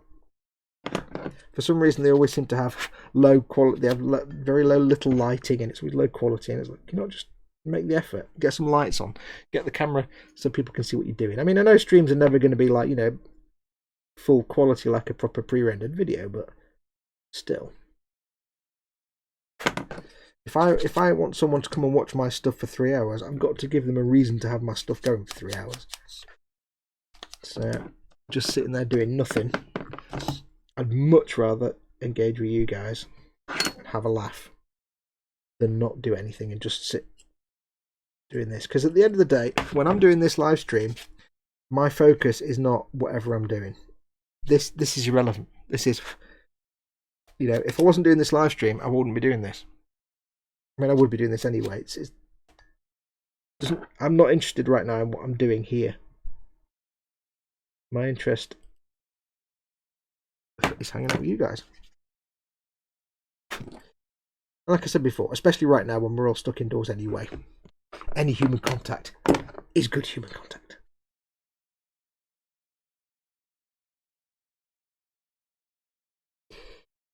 Is the mold line remover worth it? I find my dull blades and sandpaper get the job done just fine. I find this to be one of the best tools I've ever used. Not just, I mean, it's good for the task. Don't get me wrong. There's a bit of crappy moulding here I've got to clean up again. I'm not that keen on these not GW moulds. But I also find it incredibly useful and much faster than a knife blade in a lot of situations, because with a knife blade... oh, Skullfish, thank you very much. Skullfish says, Soup Cat, in a nice super chat. Thank you very much for that, Skullfish. That's very, very kind of you, my friend. You are lovely and fluffy, and I will have all your babies. I won't have all your babies. And there you go. There's Skullfish's thing. Thank you very much, buddy. Yes, you can just use your knife and your blades, but I find the thing that sets this apart from that is that if you try and get rid of a mould line with that, it's a flexible blade that will skitter and jump and scratch.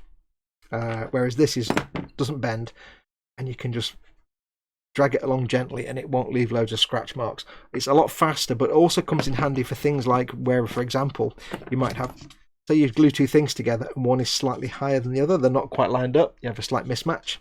You can easily get this and just go, like if you've got like a step there you didn't want, just run it along, it'll flatten them down together to be a nice flat surface, and it won't have lots of scratch marks. Whereas you might normally sand that down, then you go over with a rough grit and then a medium grit, then a smooth grit, and build it up the grit to smooth it out. This, you can just do that and you've got a nice flat surface. So I find this invaluable for things like that. I find it a bit quicker than a knife, and I find it a lot more friendly than a knife blade because it's not leaving lots of little scratchy marks everywhere. I do still use a knife blade, especially for little tiny areas. You'll see me go between both. But especially if it's a flat surface. With a flat surface, I can put that on the flat surface and I can drag it along and it'll stay flat like that. With a knife blade, you can tilt it, it's going to skitter and jump, it'll catch on the surface and jump, and you'll miss bits and you get scratches. That's not flexing, that's just flat and it'll stay flat.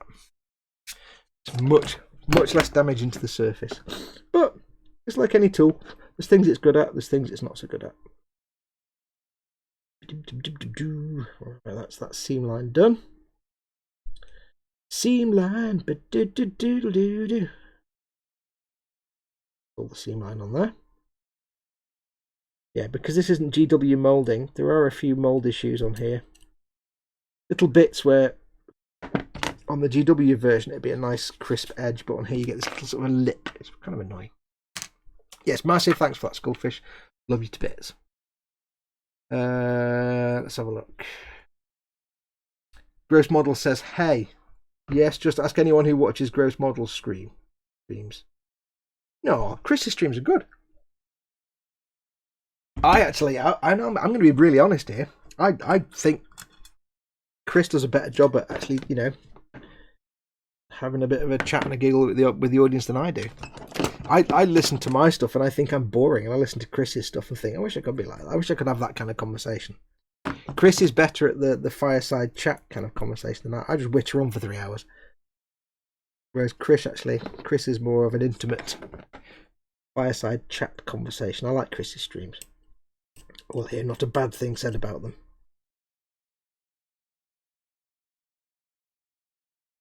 I still hope one day we'll manage to get Paul to sort of get into the video production, or at least at the very least do some streaming. Because I would pay good money to watch Paul do a stream of some sort. I want Paul to experience what it's like to stream, and I'd pay money for that. I wouldn't really pay money for it. I mean, like in the most kindness of ways, says Eric.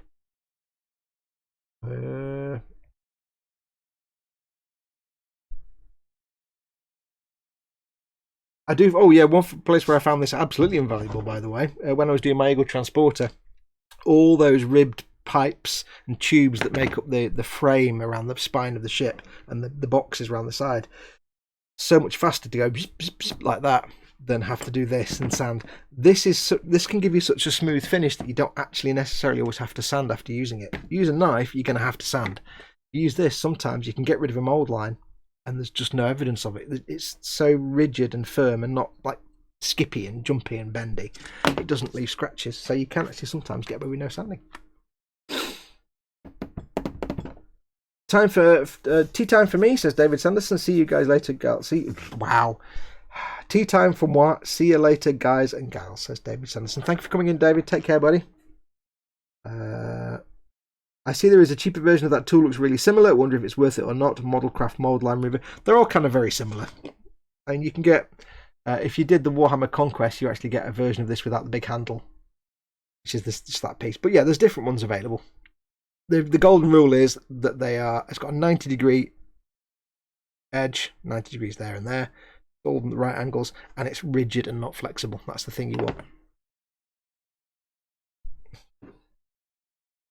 Lewis Williams says, I like Chris's streams as I get to talk to Nat when I'm away. Aww. Raging Basis says, I like both of your streams, like for me and Chris, but for different reasons. They're subtle, but you're both great. I swear too much for a live stream, says Paul. Yeah, no, that's why we want to see you do one. You might not be able to monetize, but by God, it'd be fun to watch. Chris, you need to work on him. You need to nag him. I know you have been for years, but you need to nag Paul to do content. More content. Probably a silly question, but will that ever become useless, dull, so to speak, says Powerwolf? Probably not, because it's a nice crisp 90-degree edge. Well, I suppose it might do. You're not really using it as a blade because it's not sharp. You can't cut yourself with it. It's not gonna cut through. It's more just it's a solid 90-degree corner. It might eventually wear down, I suppose, but it'll probably take a long time. I assume it's steel.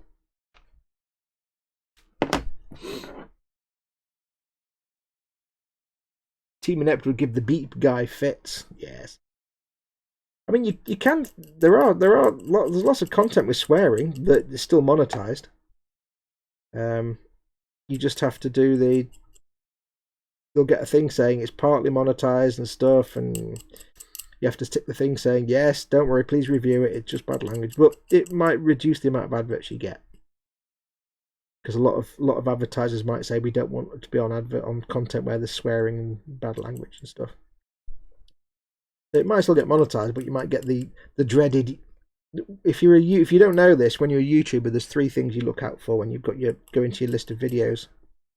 There's 3 symbols. There's the green dollar symbol, the red dollar symbol, and the yellow dollar symbol. The green one on your video manager means everything's fine, your content is being monetized, people are happily putting adverts on it, everything's brilliant, kumbaya, there you go, order the yacht now, you may as well. Then you get the yellow dollar symbol, which is limited or no adverts. It's part monetization. It means basically you're still monetized, but you might not get as many adverts because your content is not considered suitable to all our advertisers. It may be that, like I say, some advertisers might say our content does not want to go on adverts that have adult themes or swearing or things like that. So it's like you're not monetized, but you may see less revenue because some advertisers may not want their adverts on your content. And then there's the dreaded red dollar symbol, which is your content is not suitable for adverts at all.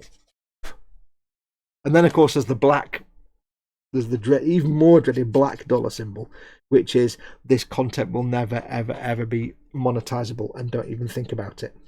With the other 3, you can review it and say, I think it's fine, please can you check it? And they get a real person will then watch it and say, actually, because every now and then I'll have a live stream where, I might say a swear word or something will happen. There might be a conversation that would seem to be an adult theme, perhaps. And I get the yellow dollar symbol. And all you do is it says, this may not be suitable for all advertisers. If you want to review it, click here. And you press a button and it says, okay, we'll take a look at it and we'll let you know. And usually within 24 hours, it's gone green. Because they've gone, yeah, it's just somebody said the word whatever in it. And it's not that bad. But I do have some videos on my channel, some of my earliest stuff, where it's just not available. It says you can't monetize it, and there's no way to find out why not. A lot of my original Striker videos, building the 135th Dreb in Striker, it's not monetizable. I have no idea why. Some of the Colonial Viper stuff, not monetizable. Again, no idea why. But those ones, because it's a black dollar symbol, you can't query it. There's nothing you can do. I don't mind. It's only a few videos. Anyway, guys, girls, we're on 6 o'clock. It's time for me to go and make some dinner. I have sausages lined up waiting to be cooked and added to other things. So I've just finished doing his head. I've got one left. I'll get him finished later on. So a quick last look at chat before we go. Brush painting fun, says Andy McLeish. I love brush painting. I'm always looking for tools that will speed up assembly for no loss in quality of the finish. I do recommend this or similar, just because a lot of things it will do faster. Like I say, if you can get rid of a seam line or a mould line without having to then sand afterwards and without putting loads of scratchy marks in, do it. Trust me, everyone who I've told to get this has then got one and gone, you were right, that's the best tool I've got. Get yourself one of these, get yourself a scriber. They're the two most important tools you'll ever have.